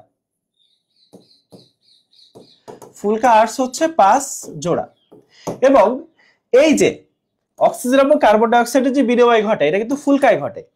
রুই মাছের ফুলকায়, আচ্ছা বলো তো, আমাদের অক্সিজেন কার্বন ডাই অক্সাইডের বিনিময় যেটা ঘটে মানুষের ক্ষেত্রে, সেটা কি হার্টে ঘটে নাকি হচ্ছে ফুসফুসে ঘটে? বলো, মানুষের বডিতে অক্সিজেন কার্বন ডাই অক্সাইডের বিনিময়টা কই ঘটে, হার্টে নাকি ফুসফুসে? রুই মাছের ক্ষেত্রে এটা ফুলকায় হয় এবং ব্যাপন প্রক্রিয়ায় হয়, মানুষের ক্ষেত্রেও কিন্তু ব্যাপন প্রক্রিয়ায় হয়। আচ্ছা, এটা ফুলকায় হয়ে থাকে। এখন আসো ফুলকার তিনটা অংশ আছে, অংশ তিনটা জাস্ট নাম পড়বা। ফুলকা রেকার, ফুলকা আর্টস এবং ফুলকা সূত্র। ফুলকা রেকার, ফুলকা আর্টস এবং ফুলকা সূত্র। কি কি বললাম? ফুলকা রেকার, ফুলকা আর্টস এবং ফুলকা সূত্র। হ্যাঁ, অ্যানুয়ালি। তাহলে আইসের ক্ষেত্রে দুইটা জিনিস জানবা, সেটা হচ্ছে আইসের বৃদ্ধি রেখা কোনটা, বার্ষিক বৃদ্ধি রেখা কোনটা। আচ্ছা, আর আইসের বৃদ্ধি কখন বেশি হয়? বসন্তকালে আর গ্রীষ্মকালে। তাহলে আইসের ক্ষেত্রে তিনটা তথ্য, বৃদ্ধি রেখা কোনটা, বার্ষিক বৃদ্ধি রেখা কোনটা, বিশেষ করে বার্ষিক বৃদ্ধি রেখাটাই আসে।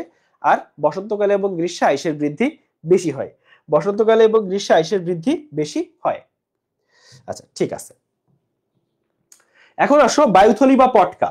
বায়ুথলি বা পটকা পড়ানোর আগে তোমাকে একটু রক্ত সংবহন তন্ত্রে নিয়ে আসি। আসো আমরা একটু রক্ত সংবহন তন্ত্রে হালকা একটু তথ্য পড়বো।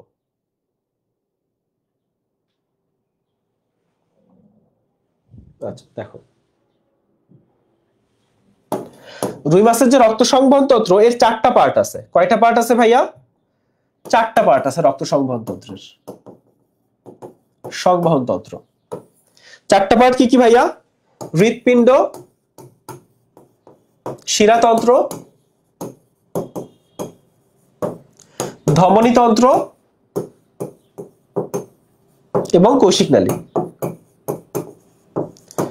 কৈশিক নালী। তাহলে রুই মাছের চারটা পার্ট আছে। আচ্ছা, রুই মাছের যে রক্ত, রক্তের কালার কি বলতো? লাল। আচ্ছা, লাল কালার হইলে এখানে কি আছে বলতো? রুই মাছের এই যে রক্তের কালার হচ্ছে লাল, এবং এই যে রক্তকণিকা, রক্তকণিকা কি কি আছে? আরবিসি আছে।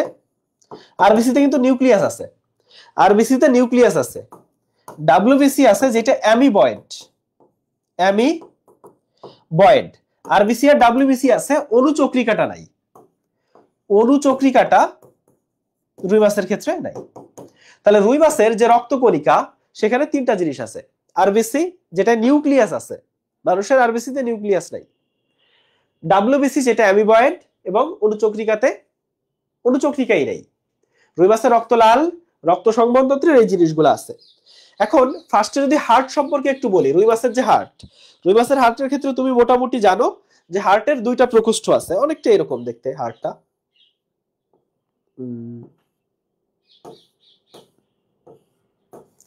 এরকম আরেকটা হার্ট। হ্যাঁ, হার্টের জাস্ট দুইটা প্রকোষ্ঠ আছে। ধরো এই একটা প্রকোষ্ঠ, একটা প্রকোষ্ঠ, হার্টের জাস্ট দুইটা প্রকোষ্ঠ আছে। কয়টা প্রকোষ্ঠ রুই মাছের হার্টে?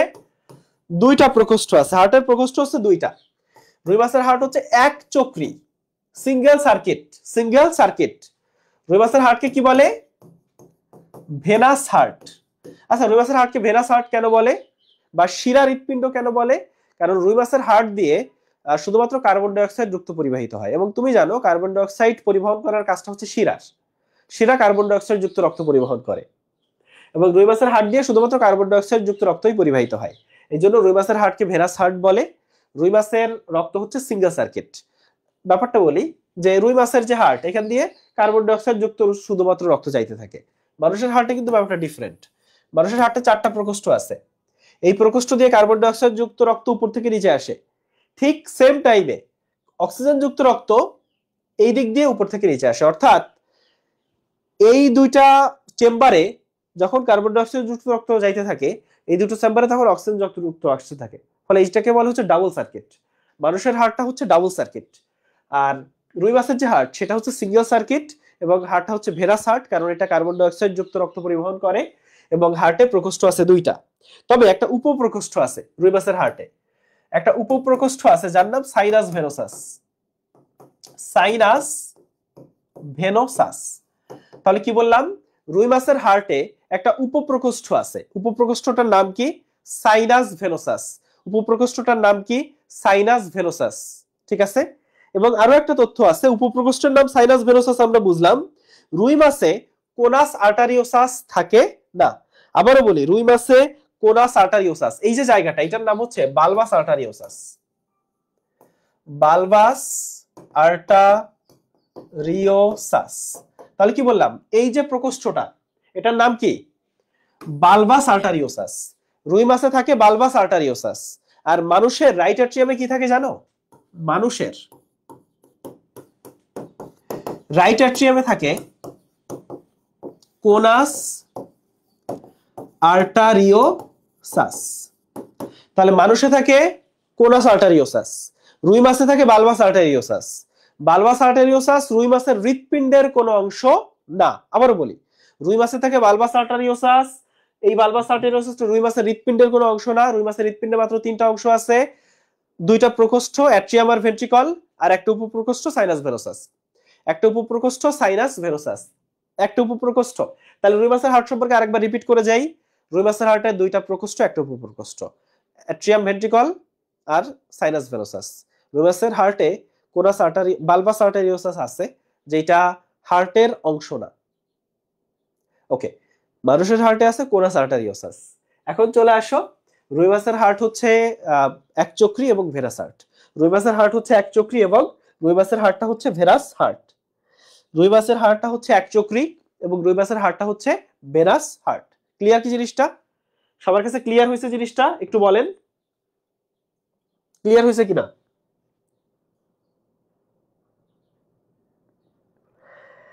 হ্যাঁ, কোন ধমনী কোথায় ব্লাড সাপ্লাই করে ওই স্লাইডটা আমি দেখাচ্ছি, অবশ্যই দেখাচ্ছি।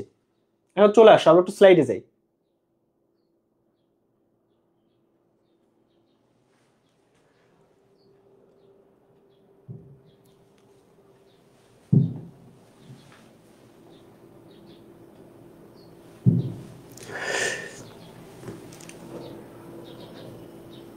আচ্ছা, রুই মাছের কোন ধমনী কোথায় ব্লাড সাপ্লাই দেয়, এই জায়গাটা যারা খুব ইম্পর্টেন্ট। চলে আসো, রুই মাছের কোন ধমনী কোথায় ব্লাড সাপ্লাই দেয়?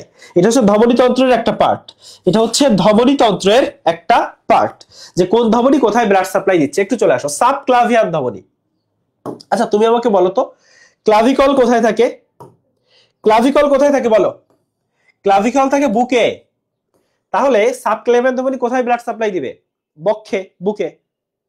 আচ্ছা, সিলিয়াকো মেসেন্টারিক ধমনী, তো এইটা আসলে বিভিন্ন অংশে ব্লাড সাপ্লাই দেয়, বিভিন্ন অংশে, এটা মুখস্থ করার দরকার নেই। প্যারাইটাল ধমনী, দেখো প দিয়ে প্যারাইটাল, পতে প্রাচীর।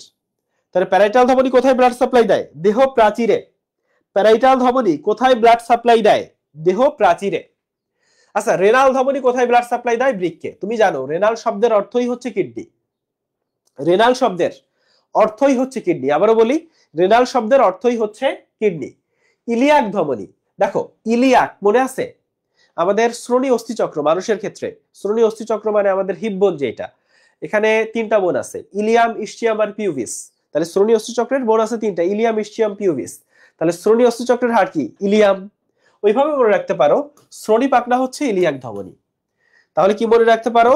শ্রোণী পাখনা হচ্ছে ইলিয়াক ধমনী। কি বললাম? শ্রোণী পাখনা হচ্ছে ইলিয়াক ধমনী।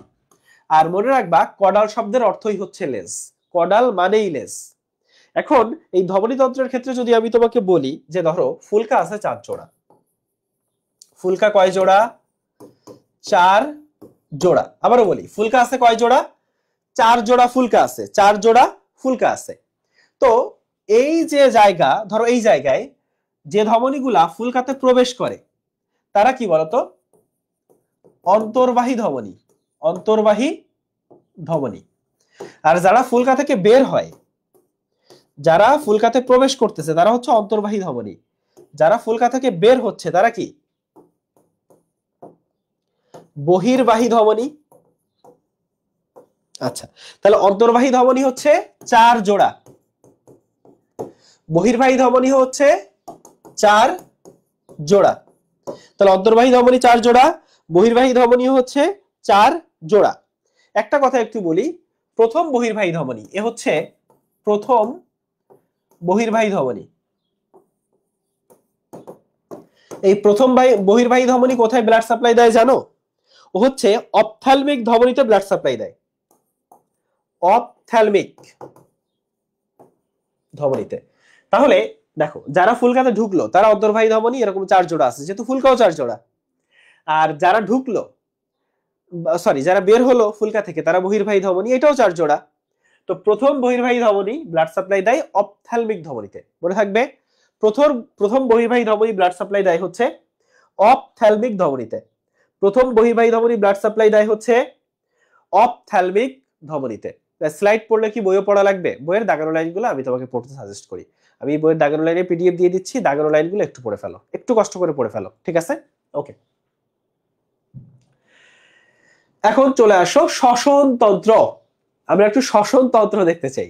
শ্বসন তন্ত্রের ক্ষেত্রে চলে আসো, 4 জোড়া ফুলকা, এটাই শ্বসন অঙ্গ, কারণ ফুলকাতেই অক্সিজেন কার্বন ডাই অক্সাইডের বিনিময় হয় ব্যাপন প্রক্রিয়ায়। এটা আমরা দেখছি, ফুলকা এটা আমরা দেখছি। আচ্ছা, এই জায়গাটা খুব গুরুত্বপূর্ণ, বায়ুথলি। রুই মাছের ক্ষেত্রে রুই মাছের বায়ুথলিটা পরীক্ষায় আসে। হ্যাঁ, তাহলে চলো আমরা একটু বায়ুথলিটা পড়ে ফেলি। দেখো, রুই মাছের বায়ুথলির ক্ষেত্রে এটা হচ্ছে হাইড্রোস্ট্যাটিক অঙ্গ, এবং এখানে কি কি গ্যাস আছে এটা এভাবে মনে রাখতে পারো। CNO, সিতে কার্বন ডাই অক্সাইড, এনে নাইট্রোজেন, ওতে অক্সিজেন, 3টা গ্যাস আছে বায়ুথলিতে। আচ্ছা, এখন নিউম্যাটিক নালীর যে ব্যাপারটা বলি। নিউম্যাটিক নালী হচ্ছে রুই মাছের বায়ুথলি, যেটা রুই মাছের ধরো বায়ুথলি আছে, বায়ুথলি থেকে একটা নালী বের হয়। রুই মাছের বায়ুথলি থেকে একটা নালী বের হয়, এই নালীটাকে নিউম্যাটিক নালী বলে। সব মাছের এই নিউম্যাটিক নালী নাই। যাদের এই নিউম্যাটিক নালী আছে, আমি খুব সংক্ষেপে বলতেছি যাতে আপাতত তোমার এর বাইরে লাগবে না। আমি কিন্তু চাইলে আসলে অনেক ডিপে পড়ানো যায়, অনেক বুঝায় পড়ানো যায়, কিন্তু আমি চাচ্ছি না এই মুহূর্তে তোমাকে এত বুঝায় পড়াইতে, কারণ রুই মাছের উপর তুমি জানো যে 3-4 ঘন্টার ক্লাসও নেওয়া যায়, তাই না? আচ্ছা, তাহলে নিউম্যাটিক নালী। তবে একটা কথা আমি বলে দিই, যে আজকে আমি তোমার যা পড়াই গেলাম, আগের দিন আমি তোমার যা পড়াইছি, তোমার ক্লাস হইতে পারে যে হয়তো তোমার ক্লাস করতে কিছু ইস্যু হয়েছে, হয়তো মানে যেটা হচ্ছে যে কি বলা যায়, যে আমি নিজেও কিছু ইস্যু ফেস করতেছি, কিছু লিমিটেশন ছিল। কিন্তু যদি ক্লাসের কথা বলো, যে আমি প্রথম ক্লাসে তোমাকে যা পড়াইছি, আজকের ক্লাসে আমি যা পড়াচ্ছি, আমি তোমাকে যা যা বলতেছি পড়তে, এটা যদি তুমি পড়ে যাও, আমি খুব বেশি কিছু কিন্তু পড়াচ্ছি না, আমি অনেক ডিটেলসে তোমাকে যাচ্ছি না, যা পড়াচ্ছি এটা যদি তুমি ঠিকঠাক পড়ে যাও, তাহলে কিন্তু দিস মোর দ্যান এনাফ। এটা কিন্তু মোর দ্যান এনাফ, ক্লিয়ার? আচ্ছা, নিউম্যাটিক নালী থাকলে সেটা হচ্ছে ফাইসোস্টোমাস। তো এটা হচ্ছে রুই কাতলা সাইপ্রিনয়েড বা সিপ্রিনিড মাছ, যেটা এই মাছগুলোতে দেখা যায় নিউম্যাটিক নালী। আর মানে না থাকলে, নিউম্যাটিক নালী যাদের নাই, সেগুলো হচ্ছে ফাইসোক্লিস্টাস বায়ুথলি। জাস্ট মনে রাখবা, রুই মাছের ক্ষেত্রে ওদের নিউম্যাটিক নালী আছে, তাই রুই মাছ হচ্ছে ফাইসোস্টোমাস বায়ুথলি। রুই মাছের বায়ুথলিটা ফাইসোস্টোমাস। এছাড়া রেটিয়া মিরাভিলিয়া নামে রুই মাছের বায়ুথলিতে একটা লাল বর্ণের গ্যাস গ্রন্থি আছে, লাল বর্ণের একটা গ্যাস গ্রন্থি আছে। তাহলে রুই মাছের বায়ুথলিতে রেটিয়া মিরাভিলিয়া নামে লাল বর্ণের একটা গ্যাস গ্রন্থি আছে। কি আছে? গ্যাস গ্রন্থি। আচ্ছা, রুই মাছের শিরাতন্ত্রের ক্ষেত্রে একটু চলে আসো। রুই মাছের জাস্ট এ মোমেন্ট, রুই মাছের শিরাতন্ত্রের ক্ষেত্রে একটু চলে আসো, আমি একটু শিরাতন্ত্রটা দেখতে চাই।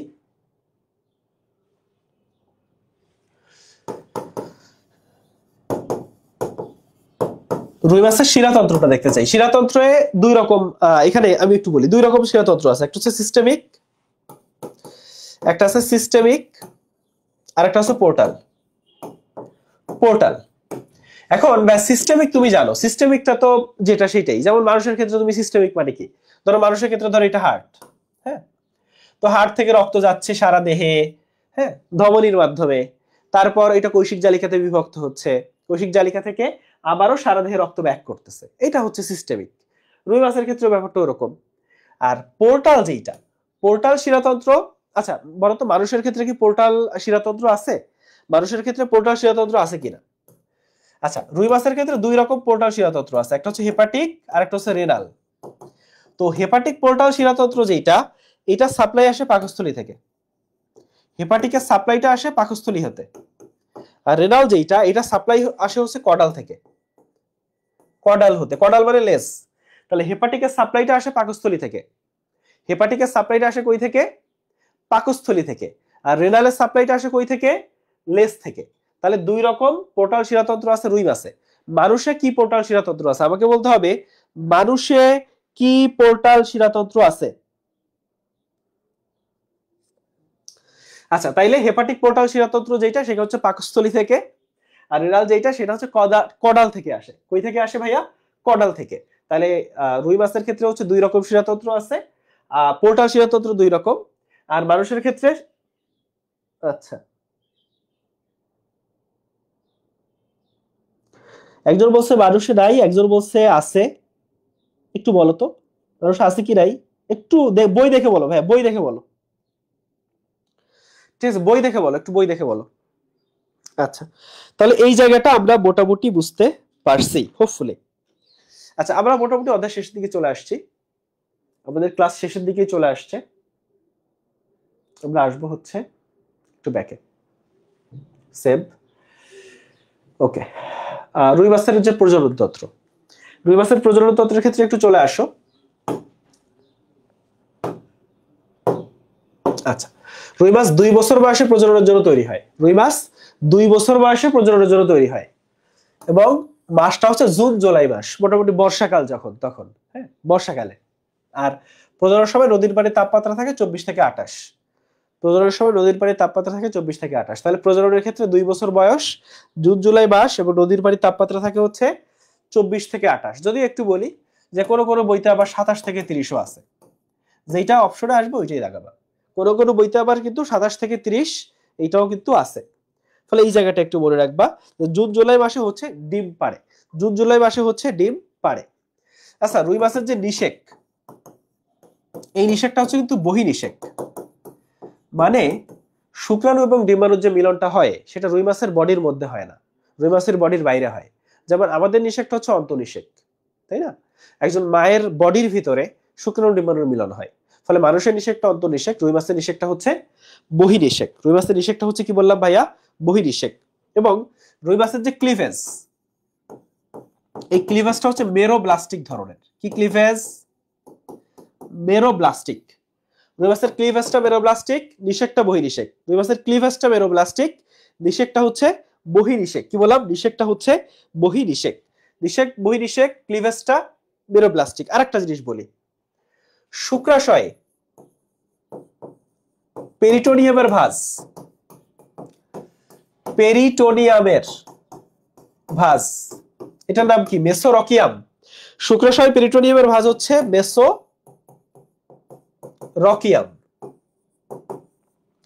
আর ডিম্বাশয় পেরিটোনিয়ামের ভাঁজ, ডিম্বাশয় পেরিটোনিয়ামের ভাঁজ, এটা হচ্ছে মেসোভেরিয়াম। মেসোভেরি, এই দুইটা লাইন মনে রাখবা। শুক্রাশয় পেরিটোনিয়ামের ভাঁজ মেসোরকিয়াম, ডিম্বাশয় পেরিটোনিয়ামের ভাঁজ হচ্ছে মেসোভেরিয়াম। নিষেকটা বহির্নিষেক, ক্লিভেজটা হচ্ছে মেরোব্লাস্টিক। এই মেরোব্লাস্টিক ক্লিভেজে কি হয়? এই ডিমে কুসুমটা বেশি থাকে, ডিমে কুসুমের পরিমাণ বেশি থাকে। কি বলছি? ডিমে কুসুমের যে পরিমাণ, সেই পরিমাণটা হচ্ছে বেশি থাকে, ডিমে কুসুমের পরিমাণটা বেশি থাকে। ওকে, আচ্ছা ওকে। এখন আসো রুই মাছের যে পোনা, আমাদের অধ্যায়টা শেষ। এখন জাস্ট কোন সময়ে কত মানে কোন সাইজে এবং কোন সময়ের মধ্যে ওই পোনাটার নাম কি সেটা একটু জানবো। তো রেণু পোনা যেটা, একটু খেয়াল করো ভাইয়া, রেণু পোনা যেটা, এটা হচ্ছে ডিম ফুটে বের হওয়া থেকে 72 ঘন্টা, মানে মোট কথা 72 ঘন্টা সময় পর্যন্ত এটাকে রেণু পোনা বলে এবং সাইজ হয় 7 মিলিমিটার পর্যন্ত 72 ঘন্টা সময়ের পরে। আচ্ছা, 72 ঘন্টা থেকে শুরু করে 8 দিন পর্যন্ত সাইজ সর্বোচ্চ 12 মিলিমিটার হইতে পারে, তখন তাকে ধানি পোনা বা ফ্রাই বলে, তখন তাকে ধানি পোনা বা ফ্রাই বলে। আচ্ছা, 9 দিন থেকে 8 দিন, সরি 9 দিন থেকে হচ্ছে 30 দিন পর্যন্ত এটা হচ্ছে 30 মিলিমিটার, আর 30 দিনের পরে এটাকে ব্রুড মাছ বলে। তাহলে আঙুলি পোনা, আঙুলের মতো সাইজ হয় কখন? 9 দিন থেকে 30 দিন বয়সের মধ্যে, এটা 30 দিন হবে, এটা হয় হচ্ছে আঙুলি পোনা সাইজে। আর 30 দিনের পরে এটা হয় ব্রুড মাছ। তাহলে 30 দিনের পরে ব্রুড মাছ, তাহলে কোন সময়ের ভিতরে ওই পোনাটাকে কি পোনা বলে এবং তার সাইজ তখন কি হয়, এই জায়গাটা গুরুত্বপূর্ণ। তার সাইজ তখন কি হয়, এই জায়গাটা গুরুত্বপূর্ণ। এখন আসো যে জিনিসগুলো আমরা পড়ে আসছি, এই যে 5টা 6টা ওয়ার্ড আছে, দেখবা যে এই 5টা 6টা ওয়ার্ড থেকে একটা প্রশ্ন তুমি এবার পেয়ে যাবা। এই যে 6টা লাইন আছে এখানে, 6টা লাইনের ভিতরে একটা প্রশ্ন তুমি এবার পাবা। তো সেই 6টা লাইন চলো আমরা একটু দেখি। একটা হচ্ছে 14 ডিগ্রির নিচে বাঁচে না, আইসটা হচ্ছে সাইক্লয়েড, লেজটা হচ্ছে হোমো সার্কাল, হাড়টা হচ্ছে ভেরাসার্ট, অনুচক্রিকা নাই, আর বায়ুথলি হচ্ছে ফাইসোস্টোমাস, ফাইসোক্লিস্টাস না, ফাইসোস্টোমাস। 14 ডিগ্রি নিচে বাঁচে না, আইস সাইক্লয়েড, লেজ হোমো সার্কাল, ভেরাসার্ট, অনুচক্রিকা নেই, আর বায়ুথলিটা হচ্ছে ফাইসোস্টোমাস। বায়ুথলিটা কি বলছি ভাইয়া? ফাইসোস্টোমাস। ওকে, ঠিক আছে, তাহলে আমরা এটা বুঝে দিচ্ছি। এখন এর মাধ্যমে মোটামুটি আমাদের রুই মাছের যে পড়াশোনা গুরুত্বপূর্ণ যা কিছু সব কিন্তু শেষ। এখন চলে আসো, লার্ভা দশার কতক্ষণ পর ফুলকা আর্চ দেখা যায় বলতো? আচ্ছা, মাত্র এই জিনিসগুলো আমি দেখে আসছি। এখন একটু বলো, লার্ভা দশার কতক্ষণ পর ফুলকা আর্চ দেখা যায়? লার্ভা দশার কতক্ষণ পর ফুলকা আর্চ দেখা যায়? বাংলাদেশের কোন নদীতে রুই মাছের প্রাকৃতিক প্রজনন হয় বলো? হালদা নদী। এগুলো একটু নিজেরা বলো, আমি একটু শুনি। হ্যাঁ, নিজেরা একটু বলো, না পারলে বই খুলো, একটু বই খুলো। অ্যালারি পেশির সাথে সংযুক্ত অঙ্গ কোনটা? হার্ট। আইস কোন ধরনের? সাইক্লয়েড আইস। রুই মাছে কত জোড়া ফুলকা আছে? 4 জোড়া। কার্প জাতীয় মাছে কোন ধরনের নিষেক হয় বলো? এই যে রুই মাছে নিষেকটা কি রকম? কার্প জাতীয় মাছে কোন ধরনের নিষেক হয়? এটা একটু ভুল, অপশনগুলো ভুল আসছে। নিষেকটা হচ্ছে বহির্নিষেক। নিষেকটা কি নিষেক? বহির্নিষেক। অন্তর্বাহী ব্রাঙ্কিয়াল ধমনী কোন ধরনের রক্তে? খেয়াল করো ভাইয়া, অন্তর্বাহী ধমনী গুলা ওরা ফুলকায় প্রবেশ করবে, ওরা কার্বন ডাই অক্সাইড রক্ত নিয়ে ফুলকায় প্রবেশ করে। ওরা কার্বন ডাই অক্সাইড যুক্ত রক্ত নিয়ে ফুলকায় প্রবেশ করে। যারা ফুলকায় প্রবেশ করে তারা কার্বন ডাই অক্সাইড যুক্ত রক্ত নিয়ে ফুলকায় প্রবেশ করে, আর যারা বহির্বাহী ধমনী তারা হচ্ছে অক্সিজেন যুক্ত রক্ত নিয়ে ফুলকা থেকে বের হয়। ক্লিয়ার? আচ্ছা, তাহলে হচ্ছে আমি লেকচারের যে স্লাইড এটা দিয়ে দিচ্ছি, সাথে সাথে আমরা যেগুলো লিখছি সেগুলো আমি দিয়ে দিচ্ছি। ঠিক আছে, আমি স্লাইড অ্যাড করে দিচ্ছি। ওকে, তাহলে হচ্ছে আজকে পর্যন্ত, যেহেতু রাত্রেও তোমাদের ক্লাস আছে, তো ওভারঅল একটু বলো আমাকে যে কে কি কি প্রবলেম ফেস করছো। কে কি প্রবলেম ফেস করছো এটা একটু আমাকে কমেন্টে জানাও তো ভাইয়া, একটু জানাও কে কি প্রবলেম ফেস করছো। মানে নেক্সট দিন কোনটা করলে তোমার জন্য বেটার হয়, মানে কোন সমস্যাটা তোমার ফেস করতে হচ্ছে, মানে কোথায় ঝামেলাটা হচ্ছে, এটা একটু বলো,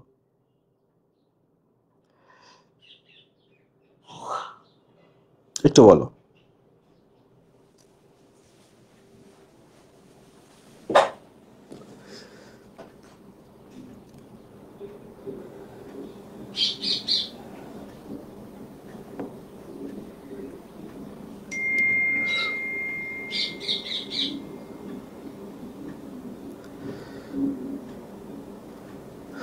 স্লাইডটা ব্ল্যাক হইলে ভালো হইতো। আচ্ছা, একজন বলছে ভাই লিখে পড়াইলে ভালো হয়। আচ্ছা, মেডিকেলের জন্য দাগানো আছে, ওটা পড়লে হবে?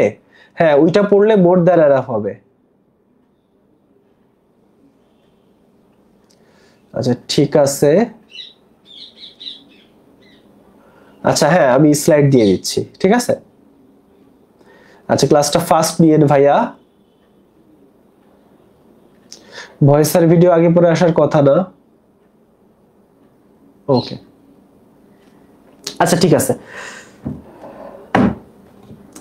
আচ্ছা, তাহলে আজকের ক্লাস এ পর্যন্ত, সবাই ভালো থাকো, আল্লাহ হাফেজ।